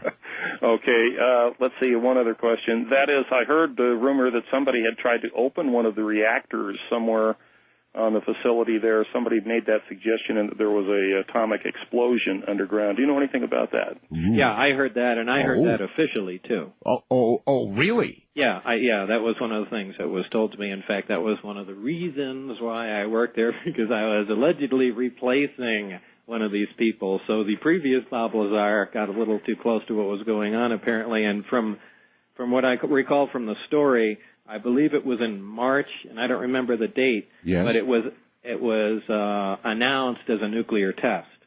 And there is a corresponding date for that test. And what they have listed as the test is completely false information. That was the detonation of the reactor at the test site? The detonation. So it exploded with the force of, you say they announced it as It was a low yield test. A low You know, yield. as they used to do that in Las Vegas all the time. Sure, I used to Yeah. announce it, get off high buildings, that kind of stuff. Right, they'd always tell you in advance. But anyway, that data is on their site. Not about what it was, but that date, and I don't remember it in March. I'm sure George Knapp or one of those guys that Do kept you all know that anything information. about the nature of the explosion? Yeah, I know it was, the intention was, well, the frustration was with the reactor at that point, and for whatever reason, somebody had the bright idea, well, let's try and open it Yeah. while it's operating. Oh, really? So, yeah. Oh, my. Extra smart guys working on this problem. So they took this, they took one of the prototype, not the prototype reactors, one of the reactors from one of the other craft, and by the way, they all looked exactly the same, not the craft, but the reactors, and they took it to the nuclear test site, and it was done remotely underground, and the people monitoring it apparently were too close, and they didn't realize the explosion was going to be that large, and it did. And again, this isn't something I witnessed, this is something I was told, but it was something I was told while I was out at the site, so it just has another notch of authenticity because I heard it out there. How many people allegedly lost their lives in this, do you know? I don't recall. It wasn't like there were a lot of people. There were, 2 or 3 people from what seems to stick in my mind, but I can't say that for sure. I don't recall. I did hear that exact story. I'll be doggone. I had never heard any of that. All right. Wildcard line, you're on the air with Bob Lazar. Hello. Yes, my name is Ben. I'm just outside of Boston. Okay. And I've got a question going back to Bob's comments about running his car on hydrogen. Okay, fire away. Okay. Over the last bunch of years, Nexus magazine has run at least a couple of articles about running one's car on hydrogen using electrolysis. In other words, generating the hydrogen on board, on demand. And some people I've spoken to about it say it's a ridiculous idea, that it's impossible, that it would take I'm one of those people. really more energy. It's not happening. You can't crack water that fast. Oh, really? Yeah, you can't. Because there's a guy... Unless you're carrying a nuclear power plant behind you. you just can't. Water doesn't come apart that fast. And there are flash ways. In fact, I met a physicist from Sandia Labs here and was talking to him, and they have this neat device that kind of works on a plasma pulse and cracks water at much higher volume than electrolysis. And in fact, a guy emailed me recently that has something that does that with hydrocarbons. But as far as driving a car and producing hydrogen by electrolysis from water at a volume great enough to keep the car running is never going to happen. It's not going to happen. So you are required really to generate the hydrogen at some other time, some other place, and then pipe it into the car and store it. You can't. Our product is a small hydrogen generator, kind of like a dishwasher. Sits in your garage, solar panels, and it takes 2 to 3 days to fill the tanks because it takes a lot of energy and it takes a long time to do it. Now there are faster ways, but they consume more power, and well, some don't, but are more complicated, don't use water, so on and so forth. Ours is low cost, just connects to the water line, uses solar panels, and slowly cranks out hydrogen, and you can, over a period of 2 to 3 days, fill the tanks in your car, and then, you can drive 700 miles. Ideally, you'd have several sets of tanks and just fill them and whatnot, but it's the only way to do it. I've been playing with hydrogen fuel systems since the late 70s, and you just can't make it fast enough. Huh. Caller, a few seconds. Well, I'm all set. You're happy? All right, then. I bye. guess. Yeah, thank you. Thank you, and take care. And I'm afraid that time is slipping by. No, it has slipped by, and the end of the program is here. So, hey, Bob, man, what a great program. Again, every time you come on, it's a great program. Hey, always great to talk to you, Art. And maybe next time you're here, I'll give you the Lear test. Anyway, listen, thanks for being here, huh? Hey, thanks again, Art. Take care and good night. Thanks. He's a totally excellent interview. Anytime you talk to him, Bob Lazar from the high desert in the middle of the night. I'm Art Bell. See you tomorrow night. Bye.